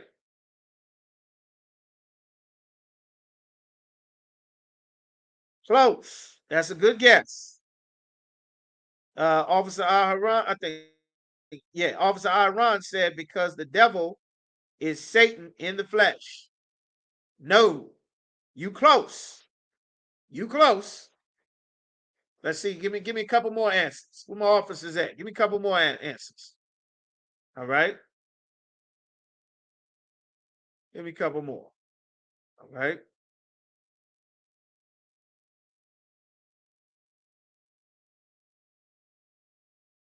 Give me a couple more. Nobody knows. Okay, we at 8:22. I'm gonna have to give it to y'all for time's sake. Let's see. They are two different entities. He does Satan's work. You are correct, but that's not the answer to the question. It's a more direct answer that I'm looking for, and Officer Yagadar said it. The devil and Satan are not the same. You understand? Does everybody see that? I want all y'all brothers and sisters in the class, I want y'all to see that. The devil and Satan are not the same. Satan is an angel that works for the Most High. You understand? Satan is an angel that obeys the Lord. He works for the Most High. The devil, the oppressor, is the devil that the Bible speaks of. He's the grand dragon that he calls himself the dragon. You understand? Just happened here. Right. Officer Yagadar got it. There are two different entities. That's correct. All right. I wanted to make sure that y'all saw that. It says the devil and Satan, the oppressor, the so-called Edomites, or the oppressor, the so-called white man, represents Satan on the earth. God created him to be the wicked or the devil on the earth, which deceiveth the whole world. How does he deceive the whole world? Everyone thinks that Jesus Christ is a so-called white man. The Bible says Jesus Christ is a black man, a very black man. The world thinks that the disciples are so-called Caucasians. The Bible says the disciples in Acts the 13th chapter were called Negro or Niger, which is the Latin word for black in the Bible. King Solomon said, "My skin is black upon me." Job said, "My skin is black." The Bible says the Jews are black unto the ground. The Bible in Deuteronomy says the Jews would go into slavery with ships and lose their identity. It says that the Israelites would have their ass, their oxen, their horses violently taken away from them, like the United States cavalry executed the buffalo. That's what Buffalo Bill was doing. William F. Buffalo Bill Cody was unaliving 10,000 buffalo every day in the United States of America. They were unaliving buffalo to starve the Plains Indians. Your sons and daughters given to another people, and we would have no might to save them. That's the Indian boarding school. That's your immigration customs enforcement, your child protective services, your transatlantic slave trade. All of these things are the biblical prophecies about the children of Israel, yet and still, everyone on the planet has been deceived to think that the white man living in Israel right now, committing war crimes against the Palestinians, that they are the children of Israel. When the Bible says in Revelation that there's a people lying, saying that they are the Jews, but they are not. The whole world has been deceived. he was cast into the earth, meaning his position of power and authority, he's going to lose that. He's going to be thrown down to the ground. And his angels, his servants, the people that helped him, they were cast out with him. The Arabs helped the oppressor destroy blacks, Hispanics, and Native Americans during the slave trade. The Hamites helped them destroy the children of Israel. The Ethiopians stole our records and our identities to help mask our identity. The Nigerians, all the West Africans helped mask our identity for the children of Israel. The Egyptians helped. The Arabs helped. The Asians came and got rich and they joined together with America. All Japan and all those NATO countries and allies, all of the Europeans came to get rich with America, all over the Caribbean, all over Haiti, all over Jamaica and Trinidad and Dominican Republic, all over the Mexicans and Central and South Americans. They are the angels, the servants that came to aid the great dragon in destroying the children of God. And they are going to be cast down into the earth, into the great pit, which is what everyone is getting sucked into. This endless war that Israel is now fighting, Lebanon and Yemen and Iraq and everybody, and they sending the National Guard over to Africa. Everybody's getting sucked into open-ended warfare.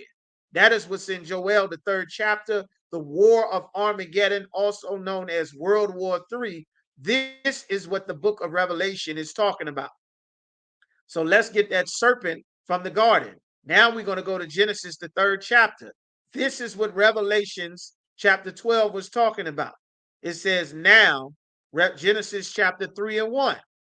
Now the serpent was more subtle, more sneaky, more cunning than any beast of the field which the Most High Power had made. Who are the beasts of the field? The majority of the world, this is a precept. Very important to learn what is a beast of the field. The beast of the field is not talking about the serpent like an animal. The Bible is precept upon precept. You understand? Line upon line. I'm just going to break this down very quick. This precept for the beast of the field. Otherwise, you would think that a talking anaconda was having a conversation with Eve in the Garden of Eden, which is what the Christian church has taught our people. That's correct. Y'all got it. The other nations are the beast of the field. The Lord said, my heritage is unto me as a speckled bird.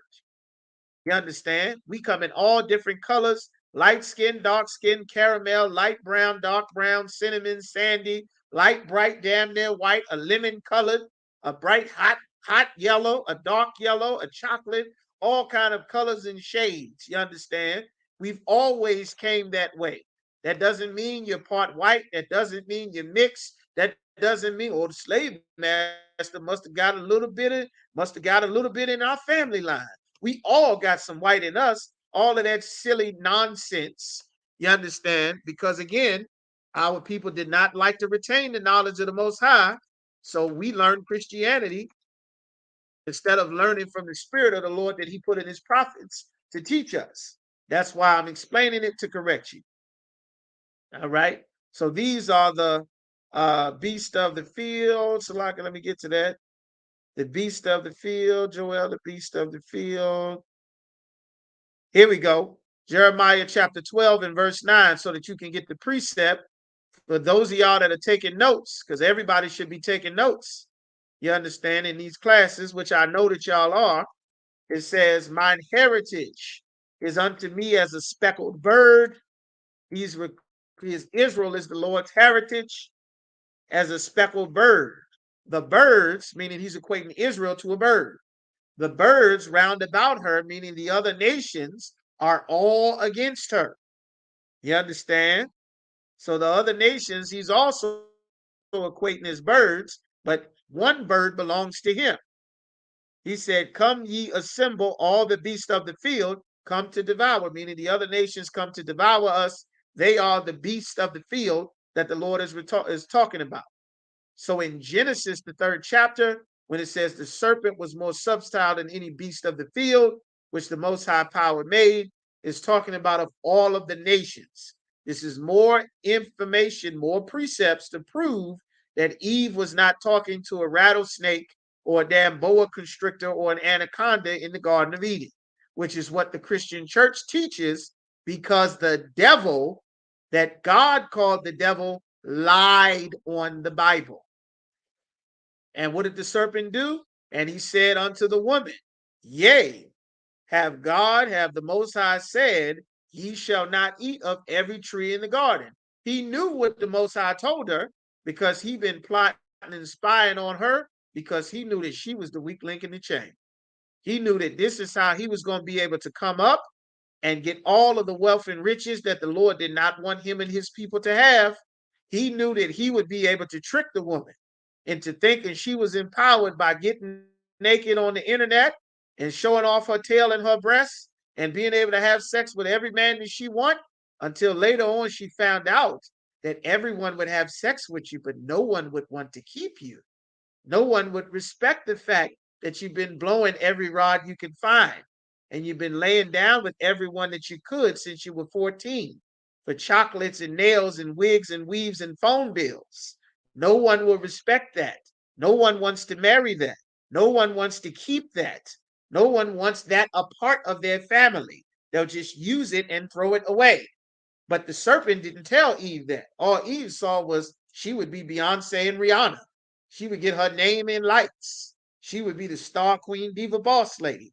This was the serpent's goal from the very beginning of the Bible. That's why it's put here, and that's why Genesis and Revelation are two of the most misunderstood books in the entire Bible.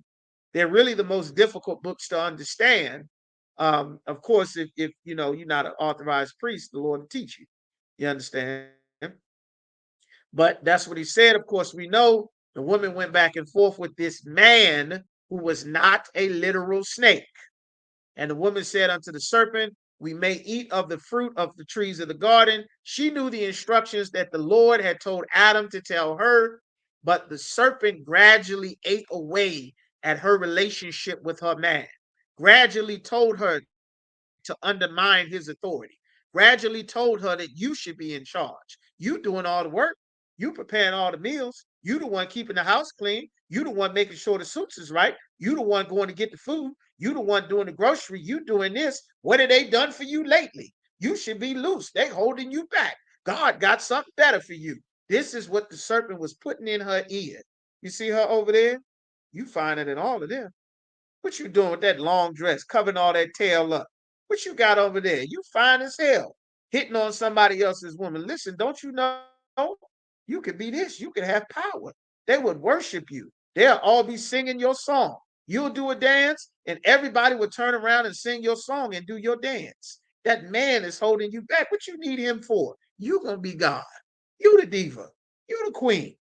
You the queen bee. You run it. All girls run the world. This is what the serpent was telling Eve.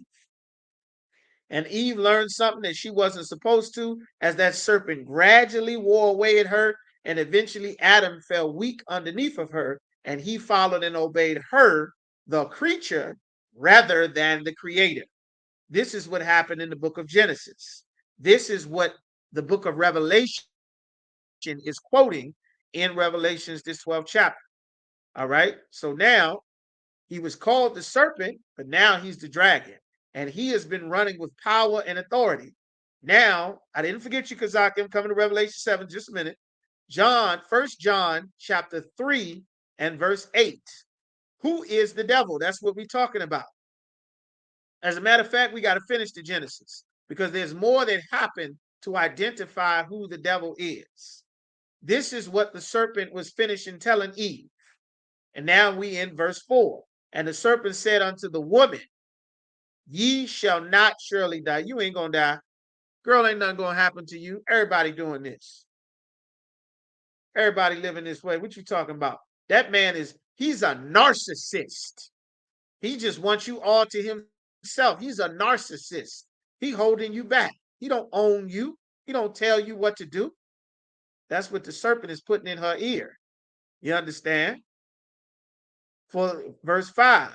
For the Most High know that in the day ye eat thereof, when you learn this, what I'm teaching you, then your eyes shall be open, or you're going to know some stuff. Right now, you don't know about it. You don't know. You splitting this money, you working, you getting the money. Listen, you can go get 3 or 4 Adams and they'll all pay you child support. You ain't got to be with him telling you what to do and all of this. They'll pay you child support. I tell you what, get him to sign this piece of paper. And then y'all going to be in this relationship where if you change your mind, he got to give you half and he going to pay you for the rest of your life. You ain't got to do nothing. You get 5 Adams. You understand? They're going to all have to pay you. You're going to be the boss. Why shouldn't you have it all? That's what you want, don't you? Don't you see? You see her? You see the queen? You see Isis? You see Nefertiti? You see them? You should be that too. That's all you, baby girl. This is what he was telling her. And she fell for it. Even though she got instructions, he preyed upon her emotion. And this was the job of the serpent, to get her in her emotions away from the instruction and the protection that the Lord gave her by putting a man in authority over her. This was a man of another nation trying to rob and exploit her. All right. It says, for the Most High, know in that day your eyes shall be open and ye shall be as gods. You're going to be a diva, knowing good and evil. At one point in time, all we knew was the good, meaning do what I say. You don't ever have to find out the consequence of not obeying the Most High. The Lord said, thou shalt not smoke. Don't smoke. An ungodly man diggeth up evil. In his lips there's a burning fire. Had we obeyed that, we would have never learned what it was like to smoke. We would have never learned what it's like to need a cigarette, to crave crack, to crave a crack rock to smoke, to crave and be addicted to freebase, to crave weed, to need to chase your high, to need to smoke a dipper, to smoke PCP or embalming fluid or sherm or crystal meth. We would have never known what it's like to be a drug addict. You understand? Prostituting yourself for drugs, scratching until you rip the skin off your arm bleeding because the dope is in your blood making you itch and shake.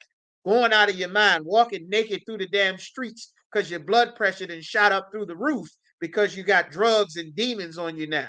Talking to yourself, thinking you hearing stuff, all kind of evil things and evil spirits. We would have never known anything about it. All we know is, well, what you talking about? Smoking? I don't know too much about smoking, but I know the Lord said an ungodly man diggeth up evil, and in his lips there's a burning fire. So we're not allowed to put something on fire and put it to our lips. I don't give a damn what it is. I don't know what you're talking about. Y'all take that over there. We would have never knew what it was. We would have never known the good, which is just obeying the Lord, and the evil, which is the consequence for disobeying the Lord. We would have never known what it's like to get sentenced to prison for doing a drug dealer. You understand?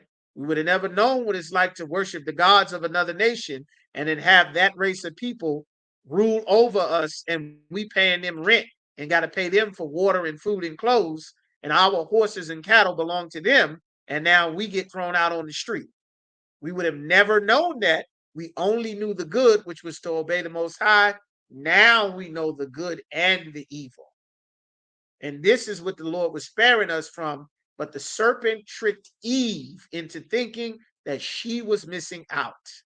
And gradually, Eve wore away Adam from obeying the Most High to following Eve, which was the serpent's plan.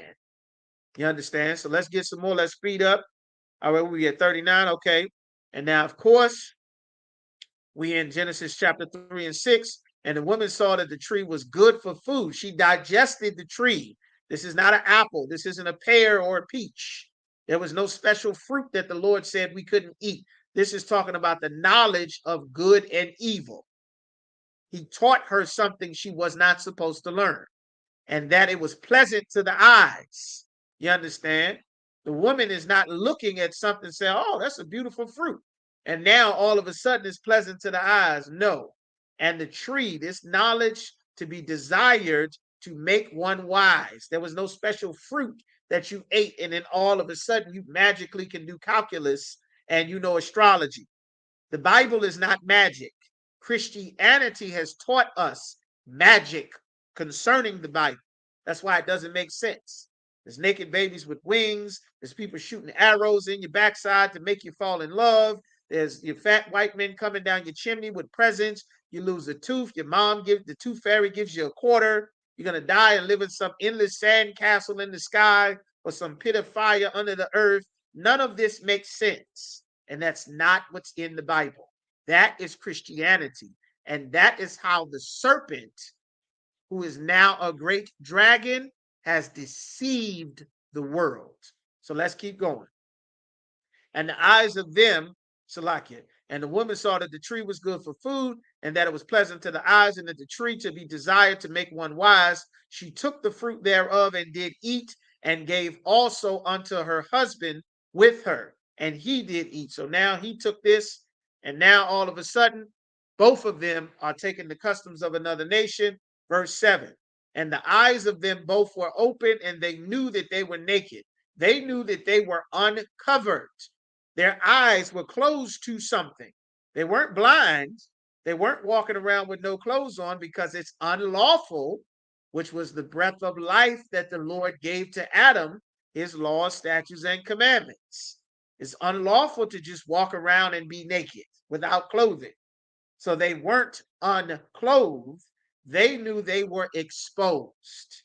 They knew that they're in a society now that's separate from the one where the Lord made them separate. Everybody else is putting up mistletoe and holiday decorations and buying Christmas trees and singing Christmas carols. And here they are, probably with fringes and studs and dressed modestly. And they not, doing the special swinger party for the Christmas celebration.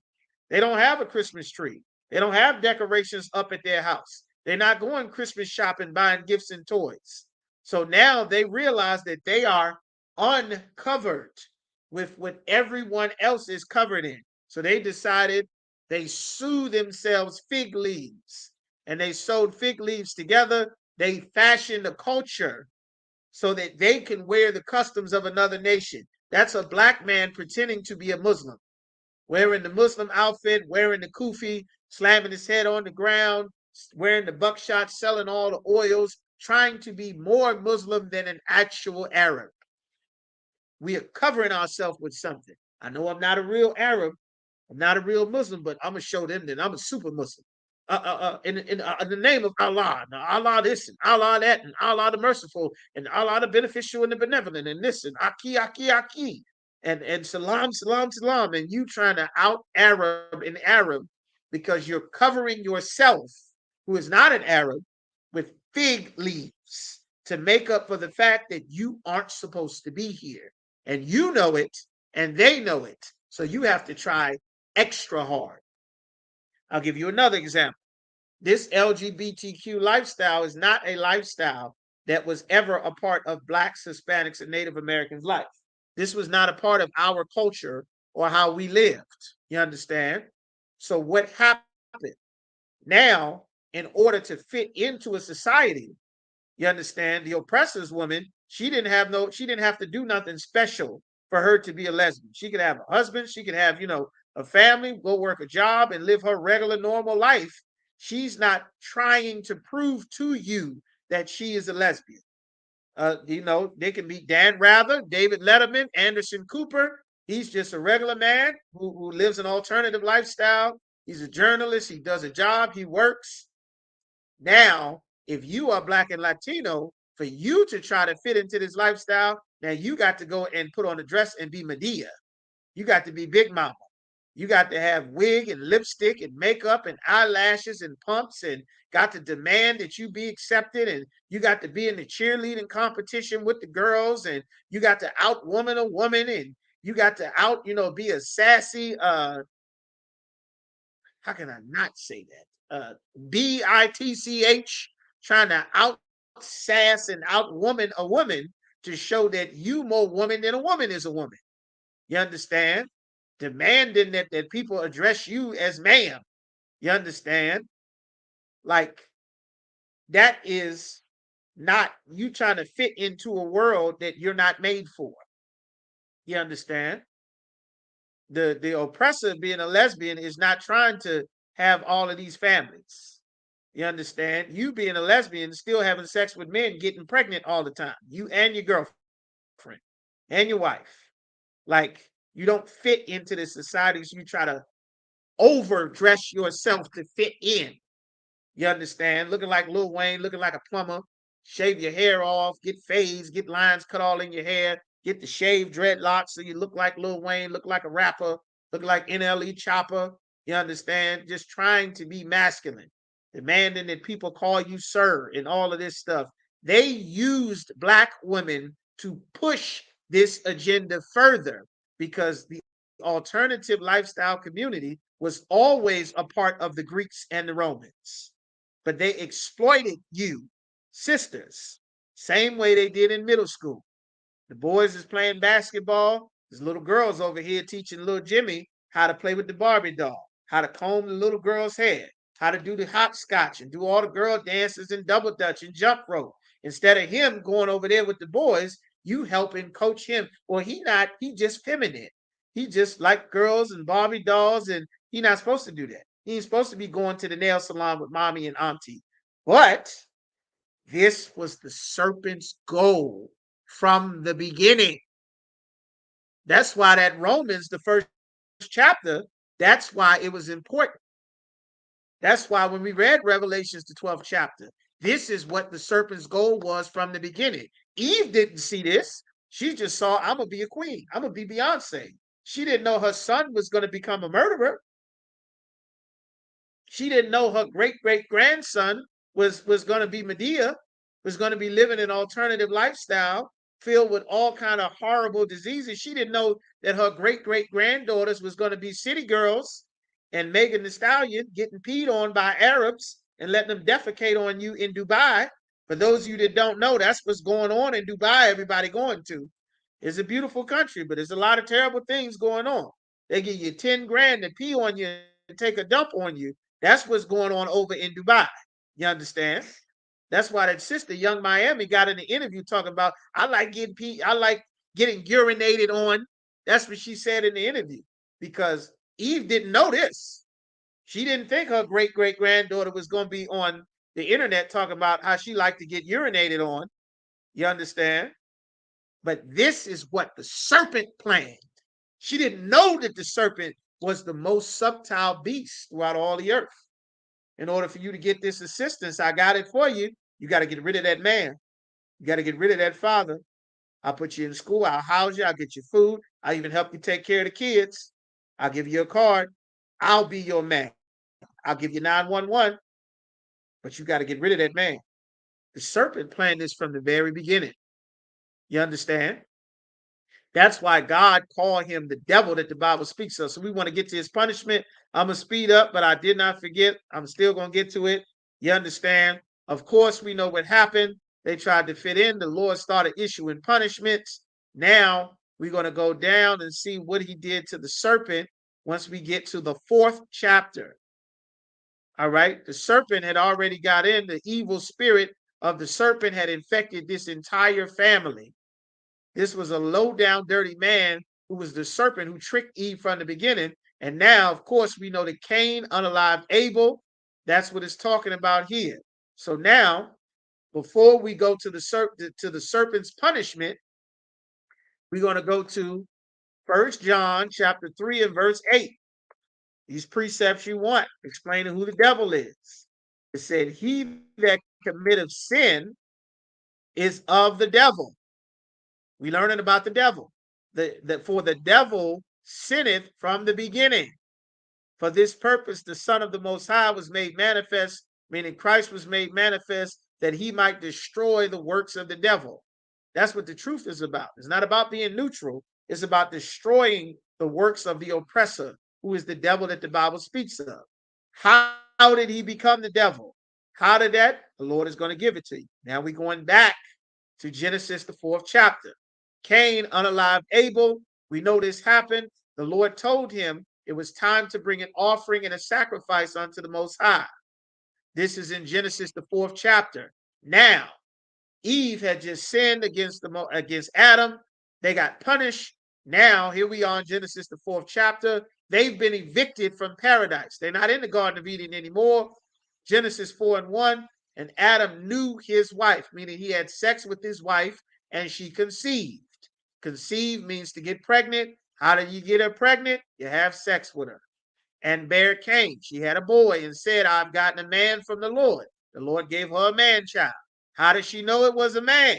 Did she say, I don't know what gender this baby is. I'm going to have to wait till it grow up so that it can decide what it wants to be.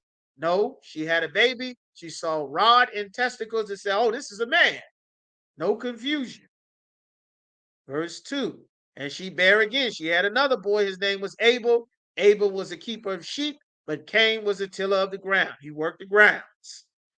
In the process of time, the Lord called Cain and Abel to give an offering. Everybody knows now, of course, the Lord wants an offering of blood. Animals, sheep, goats, bull, oxen, turtle doves. You understand? That's what the Lord accepts. Cain decided he would not bring the Lord what the Lord required. So now when we go to Genesis, the 4th chapter and verse 4, it says, Abel, he also bought the firstlings of his flock and the fat thereof, and the Most High had respect unto Abel and to his offering. But unto Cain and to his offering, which was whatever he got out the ground, some turnips and kale and arugula, and whatever the hell he felt the Lord would accept, the Lord did not respect that. And Cain was very wroth. He was angry, and his countenance fell, meaning his face was sad.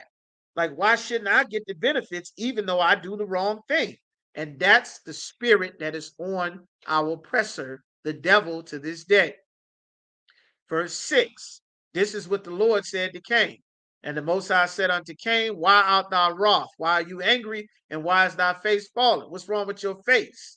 The Lord said, if thou doest well, if you do the right thing, shalt thou not be accepted?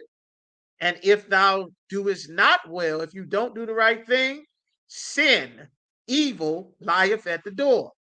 And unto thee, unto you shall be his desire, meaning evil and sin. You are going to fulfill the desires of evil and sin. Who controls evil and sin? Satan. Satan is the angel that is in charge of wickedness and evil, the evil angels. The Lord is in charge of Satan. There's a man that is going to be the evil man from the very beginning. This is what Revelations, the 12th chapter, is talking about when the judgment is coming for the devil, and Satan will no longer have his power because there will no longer be a people to be the devil on the earth. They are going into World War III and to be unalived in great uncountable numbers. Then they're going into captivity in the kingdom of heaven under the children of Israel and the governing body of the 144,000, which is Trooper Kazakia's question that we come into in just a moment. All of it, all of the Bible is tied in together. The church lied and said the New and the Old Testament is something different, and you got to do this here, and that's not what this is talking about. And Paul did his own thing, and the disciples were different from the prophets. All of that is a lie. Everything in the Bible is connected. All of it. That's what a precept is. That's why I'm showing you what Revelation is talking about in Jeremiah, in John, here, and in Genesis, and in Isaiah, because the whole Bible is connected. There's a river that flows through the Bible. He said, if you do the right thing, you will be accepted. If not, you are going to be the man of sin, and thou shalt rule over him, meaning you are going to be the one that rules over sin on the earth. And of course, we know that Cain rose up, slew his brother Abel. Cain talked with his brother Abel, and it came to pass when they were in the field. Remember, in the field, because Cain slew Abel, that he rose up against Abel, his brother, and slew him in the field. We know that Cain unalived Abel. Now we go down. The Lord is asking him, what happened to your brother? Where is he? Now the Lord already knew. How do we know that God knows? Verse 10, and he said, what hast thou done? This is the sinner from the beginning. The voice of thy brother's blood, the blood that you shed, crieth unto me from the ground. You can't unalive someone and just hide their body and think nothing's going to happen. That blood speaks to the Most High. God gives life.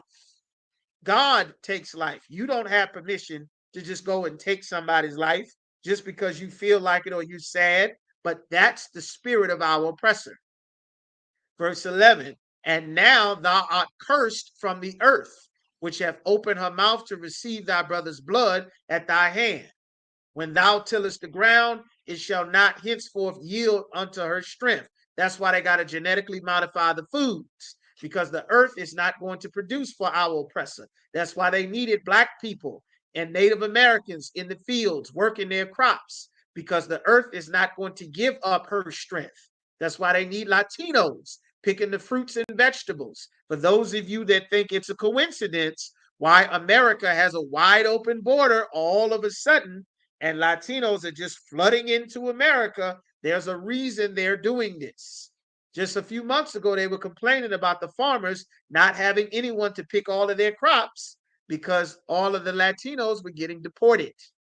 Because evil governors like the governor of Florida was cruel and racist and evil towards them, and they left Florida. And now the Florida crops were going to waste. And white people refuse to pick it because it's a terrible, horrible, painful job that they are not made for. That our people, of course, are better than they are because we're the children of the Lord. God said, the oppressor shall be a fugitive, and a vagabond shalt thou be in the earth. Everywhere the so-called white man goes, he's a wanted criminal. That's why they put a military base in Africa, in the Middle East, and in Europe, and in Ireland, and over here, and over there. The Navy is everywhere. Destroyers and ships and frigates everywhere. The Army and the Air Force everywhere. Why? Because they are wanted criminals on every continent. That's why they must oppress everyone. And Cain said unto the Most High, my punishment is greater than I can bear. He didn't care that he just took his brother's life. He only cared about my punishment. He said, behold, thou hast driven me from the face of the earth. The face of the earth is where the earth is. He was driven into a cave. This is where the cave dwellers or these so-called Caucasians come from. The word Caucasian means a cave dweller. This is the mark that the Lord is going to put on Cain.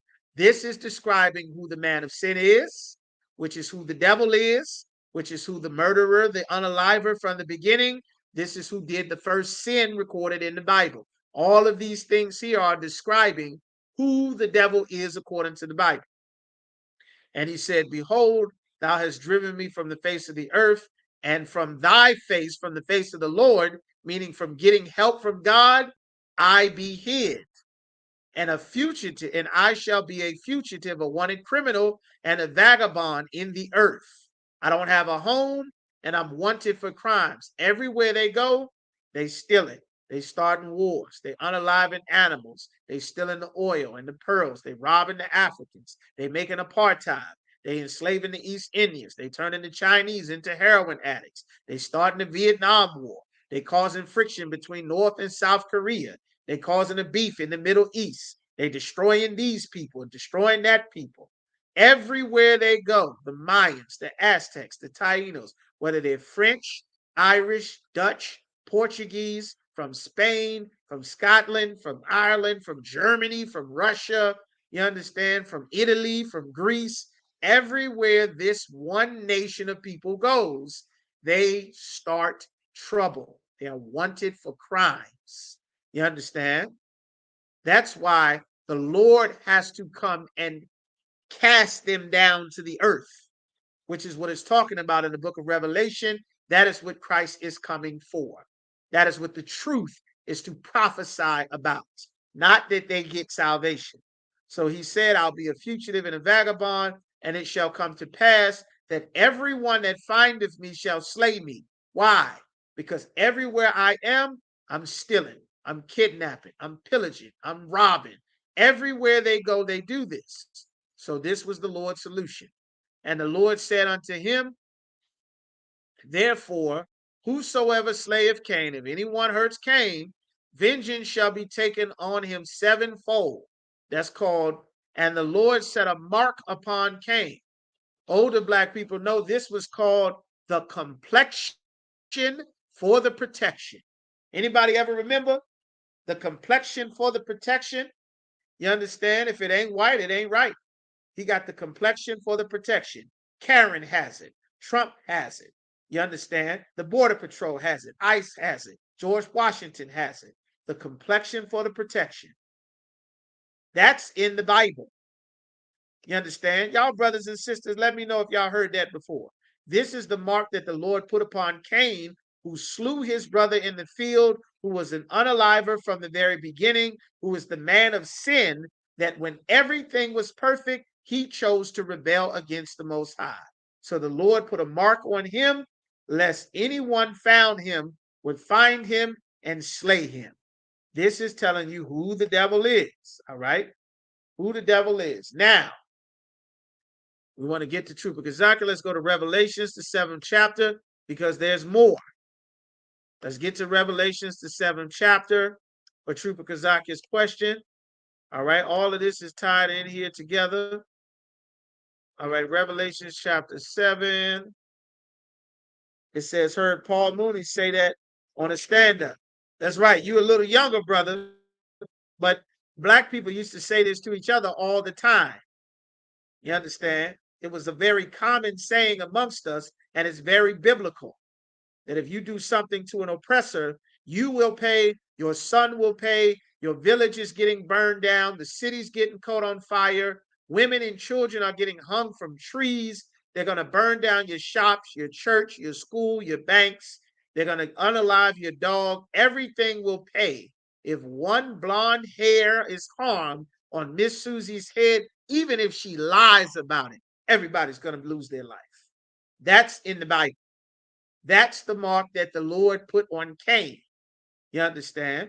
So Revelation chapter 7 and 9 also, what are some scriptures that you can precept? Revelation chapter 7 and verse 9. So let's get to that. Revelation is 7 and 9. It says, after this I beheld. This is talking about when the new kingdom is set up. The oppressor has been judged. All of World War III has happened. The kingdom is getting set up. Now, this is looking forward to future prophecies and also looking kind of in the middle as to what's going on now. It's talking about the number of the children of Israel, the 144,000, which is the governing body. Some of them are unalive, they're in their grave. Some of them are alive right now on the earth. The ISUPK is building and establishing that governing body that Christ will take over, the 144,000 that will rule the entire planet Earth in Christ's kingdom. There are 12,000 of each tribe. That is what verses 5 all the way down to verse 9 is saying. 12,000 of each tribe. You understand? Now when we get to verse 9, it says, this I beheld. He's looking at this in a vision. This is John the Revelator, one of the disciples of Christ. He is in prison on an island prison, just like Alcatraz and Rikers Island and Pelican Bay. The oppressor loves to put you on an island for prison. You understand? It was always his custom. John the Revelator wrote the book of Revelation on the walls in the prison that he was on the island of Patmos. So he's getting this vision from the angel that is telling him the book of Revelation. He's writing what he's seeing. After this, I beheld, and lo, a great multitude, which no man could number, of all nations, a great number, and kindreds, and people, and tongues, different languages, different families, which is kindreds and people, stood before the throne and before the Lamb. The throne meaning the judgment, and the Lamb, which is talking about Christ. He is going to rule, clothed with white robes. They're going to be wearing white robes and psalms or palms in their hands. The palm are the branches from the tree. You understand, if the Roman Catholic Church has something called Palm Sunday, where they take the palms and wave it, well, everyone is going to be holding palms. Not that Palm Sunday is a real biblical thing. All right? So this is talking about all of the setup and everything going with the kingdom of heaven once it's established back here on the earth again. So, Trooper Kazaka's question, which is the great multitude. A great multitude, meaning many nations of people. You don't need a precept for that. Which no man can number, of all nations, many different nations. You understand? You can't number how many people they're going to be, because Christ's government is going to rule over everyone. You understand? And people of different tongues. A tongue is a language.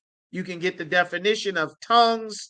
You can go through the Bible dictionary. When it says speaking in different tongues, you can get that in Acts, the 2nd chapter, on the day of Pentecost, when the disciples were all together and the Holy Spirit came down and everyone spoke in their own native tongue.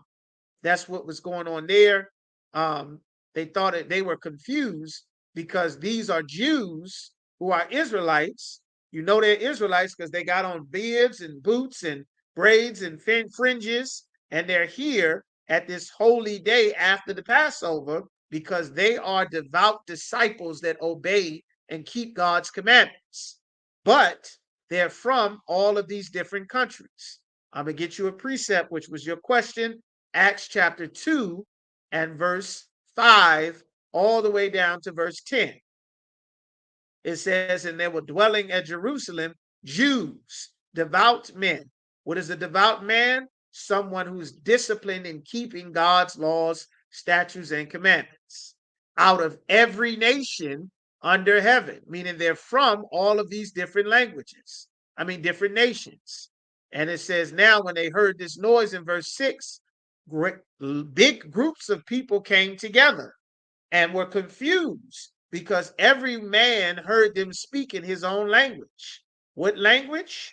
And now you got here. And they were all amazed and marveled, saying to one another, behold, are not all these which speak Galileans? All of these are from Galilee.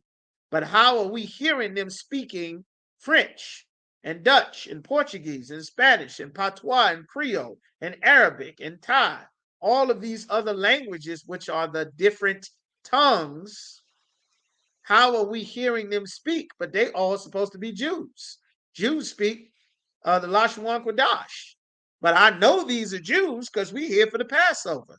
But they are, how hear we every man in our own language, wherein we were born?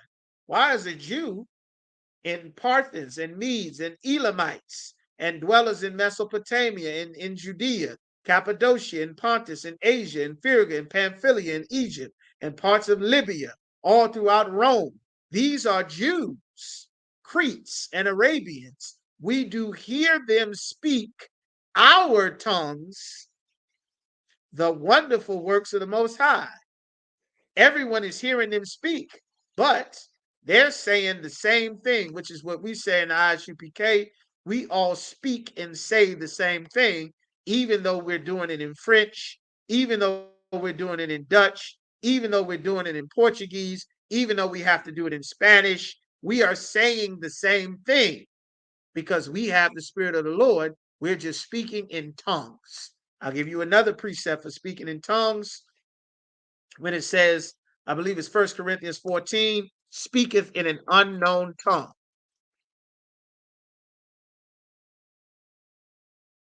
Speaketh in an unknown tongue. It says, let there be an interpreter. Right. 1 Corinthians chapter 14 and verse 14, verse 2 is really all over. It says, he that speaketh, all right, it says, for he that speaketh in an unknown tongue speaketh not to men, but unto the Most High. Why is he saying that? For no man understandeth them. Nobody know what the hell you saying. We all speak, Spanish, but you talking in English. We don't know what the hell you saying. You talking to the Lord. We all here speak, Portuguese, but you speaking in French. We don't know what the hell you saying. You speaking. What he was saying in this 1 Corinthians, the 14th chapter, is we're all Jews because our fathers are Israelites. We were all born in a different country. We were all raised amongst another nation of people because we've been scattered and separated. But many devout men kept our heritage even though we were living in all of these different countries, which is exactly what we're doing here in the ISUPK. Brothers in the UK are keeping Israelite customs, brother, and that's what the schools were set up in the New Testament to teach brothers and sisters to do under Captain Carathia. Brothers in Mexico are speaking and keeping the customs here. Brothers in Toronto and in Montreal and in Canada, they are keeping the customs that our forefathers kept in the land of Israel, same way we doing it in Virginia and in Texas and in Austin and in Houston and in Boston and in Harlem and in Buffalo and all the way down in Atlanta, all in the Midwest, all on the West Coast, all up in Alaska, all throughout Central and South America and Puerto Rico and Haiti. We are keeping the customs of our fathers, and we are speaking our language. Yahweh by Hashem Yahushua Barakatham, Yahweh Shemar Alathan by Hashem Yahushua, Shalom Ka, Shalom Yatawab. You understand? Our language, our culture, all of this. Akwath, you understand? Akwath, our sister. Ak, our brother, you understand? Shalom, peace. We're speaking our language, keeping our customs and our culture, and this is what they were saying, you understand? But it has to be done in the language that the brothers understand. Because if nobody speaks your language, you can't teach anybody. You understand? So he's saying here, which is a precept for what you asking. All right, he's talking about speaking in tongues. In verse 5, 1 Corinthians 4 and verse 5, I would that ye all spake with tongues. I hope you all speak different languages, but rather that ye prophesied. I'd be glad, it'd be better if you went out on the street and spoke and taught. For greater is he that prophesieth than he that speaketh with tongues. Everybody can speak another language because we got brothers from 40 different countries. But it's better if you can go on the street and prophesy and teach, because it's not going to do anybody any good to hear you speak in here, except he interpret that the church or the school may receive edifying. That's what he was saying. This is what tongues is talking about. The first 5 verses of 1 Corinthians, the 14th chapter, that would be a precept for you for that Revelations chapter 7 and verse 9. All right. So just let me know if that answers your question. We're going to get some more scriptures. We are a little over the time. We're going to keep going there. All right. So y'all just hang in. Now we're going to get some more talking about who the devil is. Now we were just learning about Cain unaliving his brother, and the Lord put a mark on Cain so that everyone knew that this man had the complexion for the protection. And if you harmed him, vengeance would be taken upon you sevenfold. 3,000 people were unalive during 9/11. It was a terrorist act and a horrible tragedy. But guess what? America spun for 20 years on every Arab nation on the planet. They spun on everybody. They slid endlessly all throughout Afghanistan, all throughout Egypt, all throughout Yemen, all throughout Iraq, Iran, bombing here, bombing there, troops here, army there, Marines unaliving everybody, the Rangers, the SEALs, everybody blowing up, busting heads, dropping bombs for 20 years because 3,000 people lost their lives. They unalived millions of them.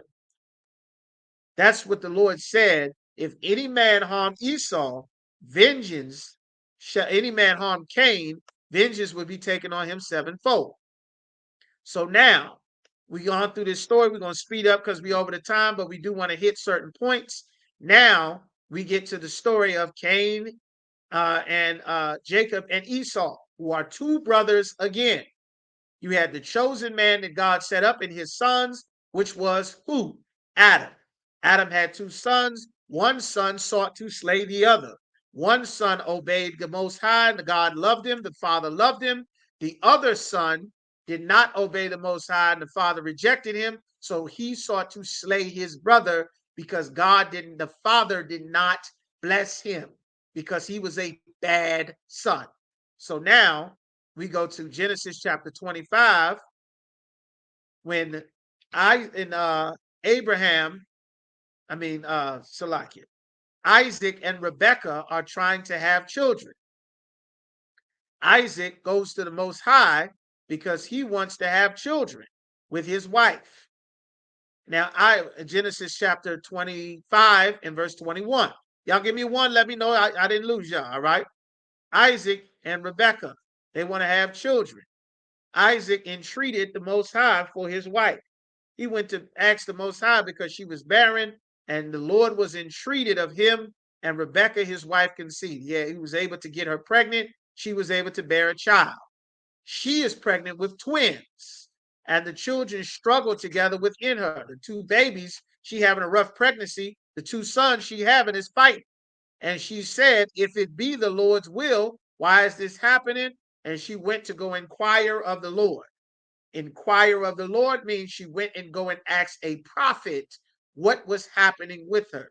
We have always had prophets amongst our people, even before we were established as a nation. That's why the Lord was building us as a nation so that we can have a structure and an order. You understand? You can get that precept for inquire of the Lord in 1 Samuel chapter 9, verses 6 and verse 9. All right. If you need that, write it down, put it in your notes. All right.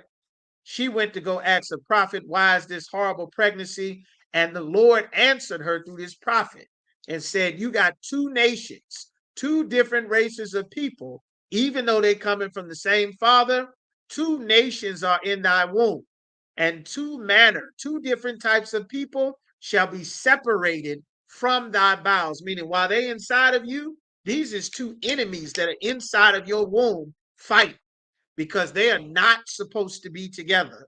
And the one people shall be stronger than the other, and the elder, who's the older Esau, shall serve the younger. This is what the Lord told her. Verse 24, and when her days to be delivered were fulfilled, behold, there were twins in her womb. And the first came out red all over like a hairy garment. And they call his name Esau or Ishaw, meaning wasted away. Because instead of a brown baby like everybody else, this man came out looking strange. And this was the mark that the Lord put on Cain, that is spiritually born back into the earth as Esau. This is Cain's spirit, who was the man of sin from the beginning. He committed the first sin. He committed the first murder. He got a mark put on him so that everyone knows this is the criminal. He slayed his brother. He was rejected by the father. These are all the precepts to identify who the devil is once we get to the book of Revelation. This is what precepts are. These are clues written all over the Bible that you have to put together to know what the Bible is talking about. No one can do this outside of the ISUPK, because the Lord did not appoint anyone to teach the Bible outside of the men under Commander General Yohana. So now the second baby comes out after his brother. They don't describe this baby because this baby is brown like every other baby that is born. This other weird baby come out looking like a damn Geico caveman. Now, this is what came out of her at first. They're like, what in the hell did you just give birth to? This was a very strange event. Everybody else, oh, this is a regular baby. All right, congratulations. This is a boy. Now, one was named one was named Jacob, which is the forefather of the 12 tribes of the nation of Israel. The oppressor, his name is Esau. Now, when you get to verse 27, it says, Esau was a cunning hunter, a man of the field. Why is it saying a man of the field? It's saying a man of the field because Cain slew his brother in the field because the father rejected him. And the Lord put a mark on him so that everyone know this man is a unaliver. That mark is now back in the earth because that man is back in the earth. Now it comes time. He's a man in the field. He's a cunning hunter. You understand? That's why they cover themselves in deer piss. That's why Duck Dynasty, he makes the whack, whack, a duck whistle so that he can attract ducks. You understand? If a black man want to catch a duck for whatever reason, he's not going to invent a firearm, something called bird shot, a specific type of round that is made to fire into a crowd of birds so that you can unalive as many of them as possible. That is a cunning hunter, covering yourself in piss so that the deer is smelling for a female deer and he wander where you are and you sitting in the bushes in camouflage with you understand, with a rifle and a scope, and you take and you blow the deer's heart out of his body and you take his head and put it on your wall, put it on the front of your truck, put his head on there like a trophy. That is the oppressor. That's the spirit of Esau, who is Cain, who is the devil, who is the murderer from the beginning, who is, you understand, who is the serpent from the garden, who is now the dragon once we get to Revelation. So now it comes time for the Lord, you understand, feed me. All right, so now this is another thing about Esau in verse 30. It says, Esau said to Jacob, feed me. He's saying to his brother, give me something to eat, I pray thee, with the same red pottage. Pottage is like a soup or a stew. And why is he saying red pottage? Why is he saying that? All of these things are spiritual. And I'm going to show you. Because when our oppressor gets his meat, how does he like to eat his meat? How does he like his meat? You understand? How does he like his meat? His red pottage. His red pottage. If you get a food from a black man, Hispanic man, we want our food cooked, done. How does our oppressor prepare his food? What is his style? What does he want? This is what he want right here. Bloody raw. He want the blood dripping off the plate. It's still red. To us, it's not done. To him, this is what he want right here. But that red meat showing, that red barely cooked, the blood still in it, nice and pink. To us, it's not done. All this blood on the plate, we ain't eating that. To him, oh, it's perfect. It's delicious. Still got a little bit of pink in it. You understand? That's not the way we operate. But spiritually, that is the spirit of Cain, who is the serpent, who is the devil, who is the oppressor, who is that serpent of old, who is the dragon once we get to Revelation. You understand? Bloody. That's right, sisters. That's right, brothers. Bloody, red. That's his spirit. You understand? He's eating. Now we got more about Esau. He's eating his stew with the bloody red meat. He's a hunter, a man of the field. He's red and hairy all over. All of this is overwhelming evidence and precepts to identify him. Now, you understand, Isaac, it comes time for Isaac to grieve. I mean, Isaac and Rebekah. Isaac is about to, he's about to give up the ghost. He's getting old. You understand? It's time for him to pass down the birthright, or in our case, in this modern society, he laying out his will, his last will and testament. This is how everything is going to get broken up and divided. This is what I want y'all to do once I'm gone. He's going. Now we at Genesis chapter 27 and verse 1. It says, and it came to pass when Isaac was old, his eyes was dim, he can't see. He called his oldest boy to give him this blessing, because that's what the father's supposed to do. Verse 2, he says, behold, now I'm old, and I know not the day of my death. I don't know how much longer I got. I'm old now.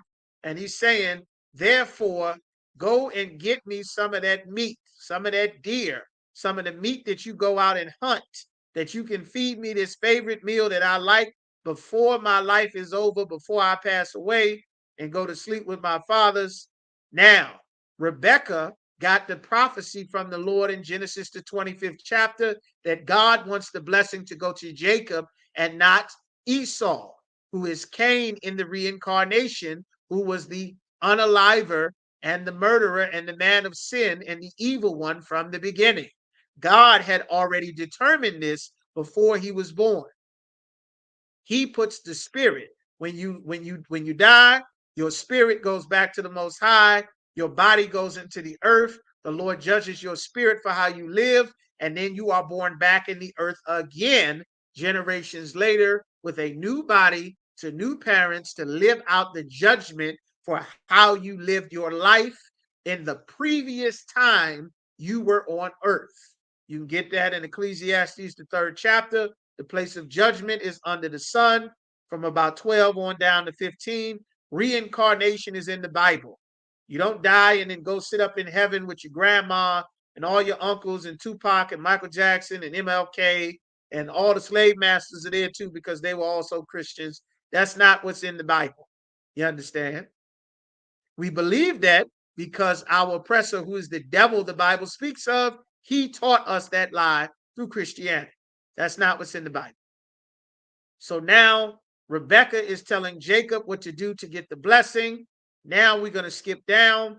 The father ends up blessing Jacob instead of Esau because he was tricked. The word Jacob or Yaquab means to supplant or to trick or to run game on. That's what Yaquab means. So now he blessed the wrong son, but it was God's will from the beginning. Jacob tricked him. Eve, his rib, Rebecca, did God's will. God wanted Jacob to be blessed and not Esau. So now Esau, yet again, in this life, he is also rejected of the father. Now we get down to verse 34. And when Esau heard the words of his father, he cried with a great and exceeding bitter cry and said unto his father, bless me. He wanted the father to bless him, just like Cain wanted the Most High, the father, to bless him. But he is not who God chose, because he's living out as the reincarnation of Cain. Now he's upset. He's angry. The birthright is gone. There's no more blessing left. He is yet again in this life rejected by the father, which is God's will. And Esau cried, oh, my father, bless me, is all gone. And then he said, my brother, he ran game on me. He got me. You understand? So now we're going to skip down again. He's saying, bless me, bless me. Isaac is like, listen, it's all gone. Salakia, they got you. Now we at verse 40. He's saying, give me a blessing. Now the father blesses Esau with something else. And Isaac, his father, answered and said unto him, behold, thy dwelling shall be the fatness of the earth. You're going to live everywhere on the earth, and the dew of heaven from above. Meaning you're going to have a good life, son. This is how. And by the sword shalt thou live. That's why everywhere the oppressor goes, whether he's French, he's Dutch, he's Irish, he's Napoleon Bonaparte, he's the Spanish Armada, he's the Roman Legion, he's the Greek armies, he's Alexander the Greek, you understand? He's the conquistadors, he's SEAL Team 6, you understand? He's the Quakers, the Jesuits. Everywhere you go, you're going to live a good life because you are going to kill everyone everywhere you go. And by the sword shalt thou live, meaning if you can kill it, you're going to live a good life. And that is how our oppressor lives. And thou shalt serve thy brother, and it shall come to pass when thou shalt have dominion, that thou shalt break his yoke from off thy neck. Meaning you're going to serve your brother.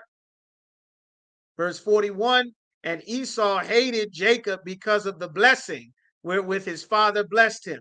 That is the same thing that Cain did to Abel. And this is the spirit of Cain again, born back in the earth. And Esau said in his heart, the days of mourning for my father are at a hand. Then, after this funeral, I will slay my brother. That's the same spirit that Cain had when he slew Abel. It's born back into the earth again of Esau. Esau is in power. Esau is ruling. Now, the Lord said, you're going to rule the earth. I mean, that's what the father blessed him with the sword. He's a cunning hunter, a man of the field. He's going to slay his brother. He's red all over. All right. So now we want to go from there. Job chapter 13 and verse 9. We're going to speed through it. We know we up over the time. All right. We're about 9:30. We're going to speed through it here. You understand? Job chapter 9, the Lord said, Salakia. Oh, I got that wrong. Salakia. It might be Hosea. Earth is given to hands. The Lord said the earth is given into the hands of the wicked. You understand? We know who the wicked is. Job 9 and 24, Salakia.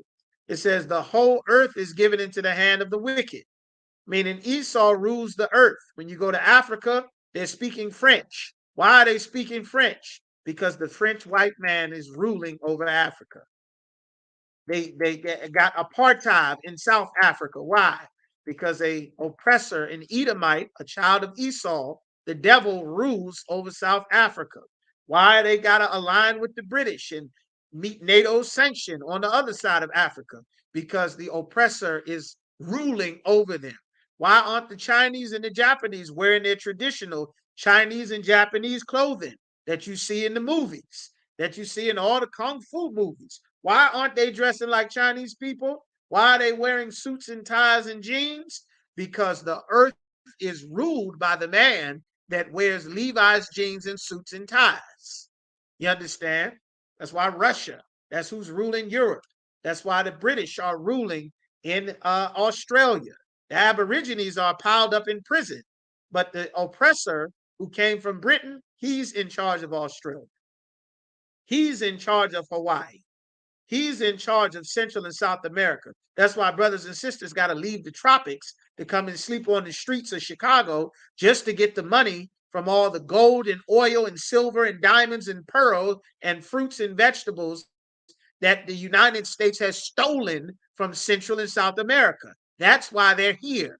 America stole and robbed them blind. That's why they're here, to get their damn resources back. You understand? The Lord said the earth is given into the hand of the wicked. He covereth the faces of the judges. Who are the faces of the judges? The disciples, the prophets, Christ. Everybody thinks that they're so-called Caucasians. Why? Because he covered their faces and painted everyone to be white during the Renaissance period. You understand? First Maccabees 3 and 48 says, he laid open the book of the law and saw where the heathen had sought to paint their likenesses, meaning they sought to make everybody think the people of the Bible were white. That's why you think that today. That's why everyone's praying to a white Mary and Joseph and Peter and a white Jesus Christ. All of that is a lie. The oppressor has deceived the whole world into believing this lie about white Jesus, when Jesus Christ is a black man. If this is not talking about the so-called white man, the oppressor, where and who is the wicked? If it's not talking about him, then who is it talking about? You understand? All of this is just piling on the evidence. The Lord said the earth is ruled by an evil man. That's why democracy is stealing your resources, robbing the natives, starting all kind of wars. You understand? Like, this is what the Bible is talking about. These are evil things from an evil man. You understand? The Lord said, ask the fish who the devil is. How would you ask the fish? Because there are dolphins in SeaWorld when dolphins belong in the damn ocean. There are whales in SeaWorld when whales belong in the ocean. There are otters in SeaWorld when otters belong in the sea. There are polar bears in the zoo when polar bears belong in the Arctic. You understand? There are tigers and lions and cheetahs in the middle of the damn city when they belong on the plains of Africa. That's the devil. There's a zebra in your local zoo. Why is there a zebra in the middle of the city? The zebra belongs in Kenya, in Nigeria, in Uganda, in the Congo. That's where the zebra's supposed to be. Why the hell is he in Detroit? Why is he in the Bronx? Why is there a panda not in the jungle, but at the zoo in Washington, D.C.? Because the animals will tell you there is someone who has stolen my life from me and put me in this cage so that people can pay to see me, and I am not allowed to live my gorilla life. I'm not allowed to live my lion life. I'm not allowed to be a shark. I'm in here in this damn fish tank at the Baltimore Aquarium full of drugs so I don't behave like a shark and bite whatever the hell gets too close to me. I don't behave like a tiger and slash your face off for putting me in this goddamn cage to do these stupid circus tricks. I don't behave like an elephant and stampede and run to get the rest of my family because you got me at Ringling Brothers, Barnum and Bailey doing tricks for goddamn peanuts. The animals will tell you. who the devil is. This is in the Bible. Let's get some more. We're going to speed through these last four. We way up over time. We're going to get to Isaiah, the 14th chapter, and we're going to hit Second Thessalonians. All right, so we got Isaiah chapter 14. And now we're going to go to this talking about who the devil is. All right. It's talking about the devil. All right. When it's talking about like he robbed and spoiled everybody, everybody living in sorrow. This is what it's talking about. They're going into captivity. This is salvation. All right. The staff of the wicked. The wicked we know is the oppressor. He's the man of sin. So we got Isaiah 14 and chapter 5. It says, the Lord hath broken the staff of the wicked. This is when America is fall. This is what's happening now. Babylon is falling. Babylon was where all nations of people come together. God changed everybody's nation and separated everyone because he did not want all people together. America has made a melting pot where all people come together. That is against God. It has been against God since the book of Genesis. One man deceived the world to make you think everybody should come together. So now the Lord is going to break the staff, the strength of the evil people, and the sepulcher of the rulers, the grave of the rulers, who smote the people with wrath in a continual stroke. All of the natives getting robbed, all of the people in the forest, all of the natives, all in the Amazon, all in Hawaii, all the natives getting filled with diseases and monkeypox, smallpox, syphilis, all kind of pigs and rats and diseases they spreading everywhere. Cholera, dumping feces in the damn drinking water, causing cholera outbreaks in Africa. The Africans been doing their regular African thing all the time. The oppressor come with his damn United Nations and his Greenpeace. All of a sudden, they got cholera outbreaks everywhere. All kind of illnesses and pathogens spreading that nobody has any antibodies for. This is talking about one nation of people. He's always bombing, always stealing, always trying to rule over your country so that you cannot rule your own house the way that you want. You understand? He that ruled the nations with anger, with missiles and rifles and sanctions to starve them to death, to steal their resources, to provoke and instigate wars, to stir up beefs, to put puppet dictators in power so that they can rob all the people of their resources, like they did with Saddam Hussein and Manuel Noriega and Fidel Castro. And so, you understand, they did this everywhere. You understand? And Muammar Gaddafi, that's another one. You understand? And Osama bin Laden, who was put into power by the United States and then he turned. You understand? He that ruled the nations in anger is persecuted, and no one is going to help him this time. The whole earth is at rest and is quiet. They break forth into singing. Why? Because there's no one to come and steal the fish out of your waters to tell you that you need a damn permit to eat your own fish when you live on a damn island, like in the Dominican Republic or in Puerto Rico or in Haiti. There's no one to come and steal your resources and make you pay him to eat your own food. Everyone is going to be happy. Hell from beneath is moved to greet thee. This is what Revelation is talking about. They're going into the hell that they put everyone else in World War III.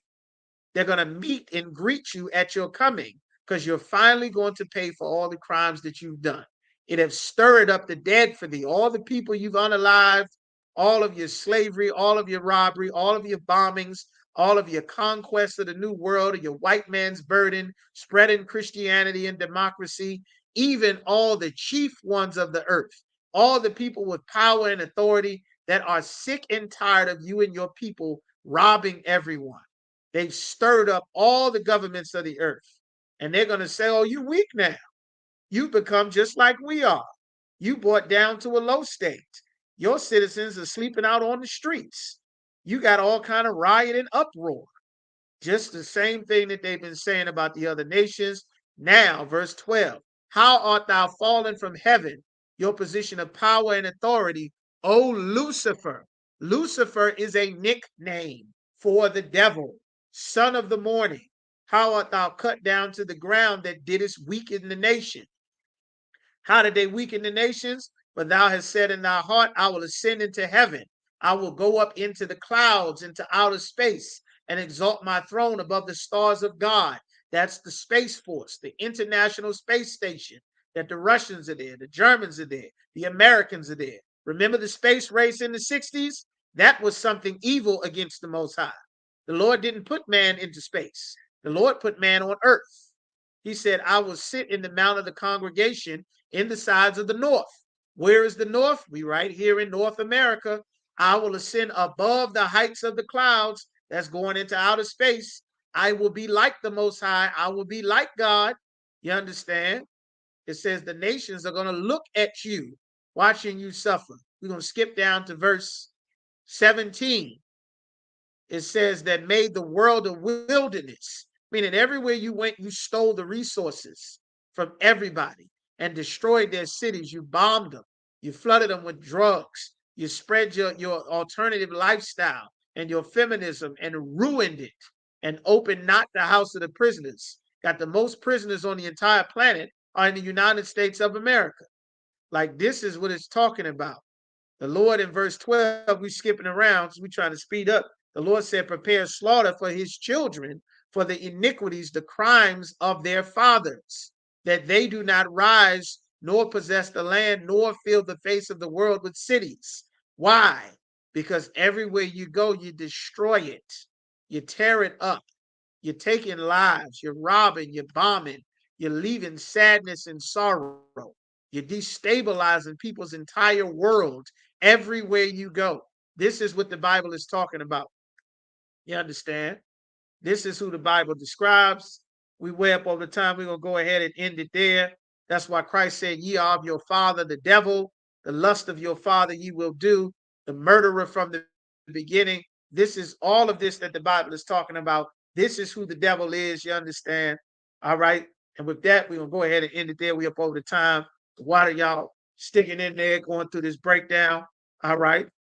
We at the ISUPK. We start out at 1 West 125th Street in Harlem, New York. We all under command of General Yohana. We are not affiliated with any other Israelite groups. Rule for no brother and sister. A brother and sister comes into the school, they're off limits for 6 months. They're to be saluted only. They're here to learn and share themselves with the world. After the 6-month period, if a brother or sister has an interest in a particular person, they'll get they'll get counsel from the head to speak to a brother or sister. After this permission is granted, there will be another 6-month period. They'll get permission from the head to marry. You understand? Tithes, which is a commandment, 10% of any penny of any increase the Most High gives to you. Go right to isupk.com, pay your tithes. Whatever you get, you find $20, you hit the lottery, you get a settlement check, a stimulus, your payroll, your retirement, whatever. 90% is yours, 10% goes to the Lord. Make sure you pay your tithes.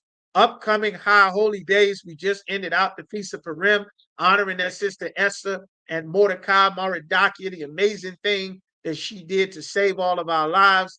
Upcoming next is the Lord's 55th annual Passover, that April the 18th, all the way through that whole week, full week of events. Make sure you got your Passover fund paid, $200 for every adult, everyone 17 and up.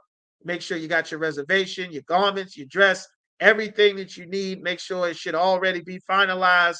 You understand? All right. And lastly, if any brother wants to become a trooper in the school, it'll be in all black. Boots, pants, headbands, war scarf, contact the ISUPK school in whatever city and state that you're in. Let them know that you want to become a trooper in the ISUPK. All right. Sisters, you cannot be a trooper, but make sure that you call the school to let them know that you want to actually be in the school so that you can get in the proper order. You understand, and get in the habit of checking in and getting all the communications that come with a brother and sister that is in the school, even if you are not a trooper. And with that, everybody make sure you like, share, subscribe, hit the like button, share this video, leave a comment even after the video goes up. Tune in right here every Friday night. Coming up, the Hebrew language class, the Lashawan Kodash. Make sure that you're in here learning that ancient Hebrew. And with that, to the brothers, Yahweh Hashem Yahushua Barakatham. To the sisters, Yahweh Shemor Alathan. Hashem Yahushua. With that, all right, the water y'all, class dismissed. All right. Israel, the Israelite School of Universal and Practical Knowledge, under commanding General Yohana, presents the Lord's 55th annual Passover. That's right, the Lord's 55th annual Passover is rapidly approaching. Commanding General Yohana is calling for all blacks, Hispanics, and Native Americans to remember what the Lord did for us by saving us from our oppressors and choosing us to be a special people unto Him, the real Jews and Israelites. Passover will be held in Durham, North Carolina. Pay your Passover fee. Anyone 17 years of age or older must pay $200. Come and enjoy fresh lamb, unleavened bread, and the Spirit of Christ. Can't wait to see you all there, Israel. Shalom. Gathered on streets and corners, all is feeling righteous. Real particular, nobody else there to compare to. Train for war, men of war, and war like apparel. Prefer our leaders, can't get between us.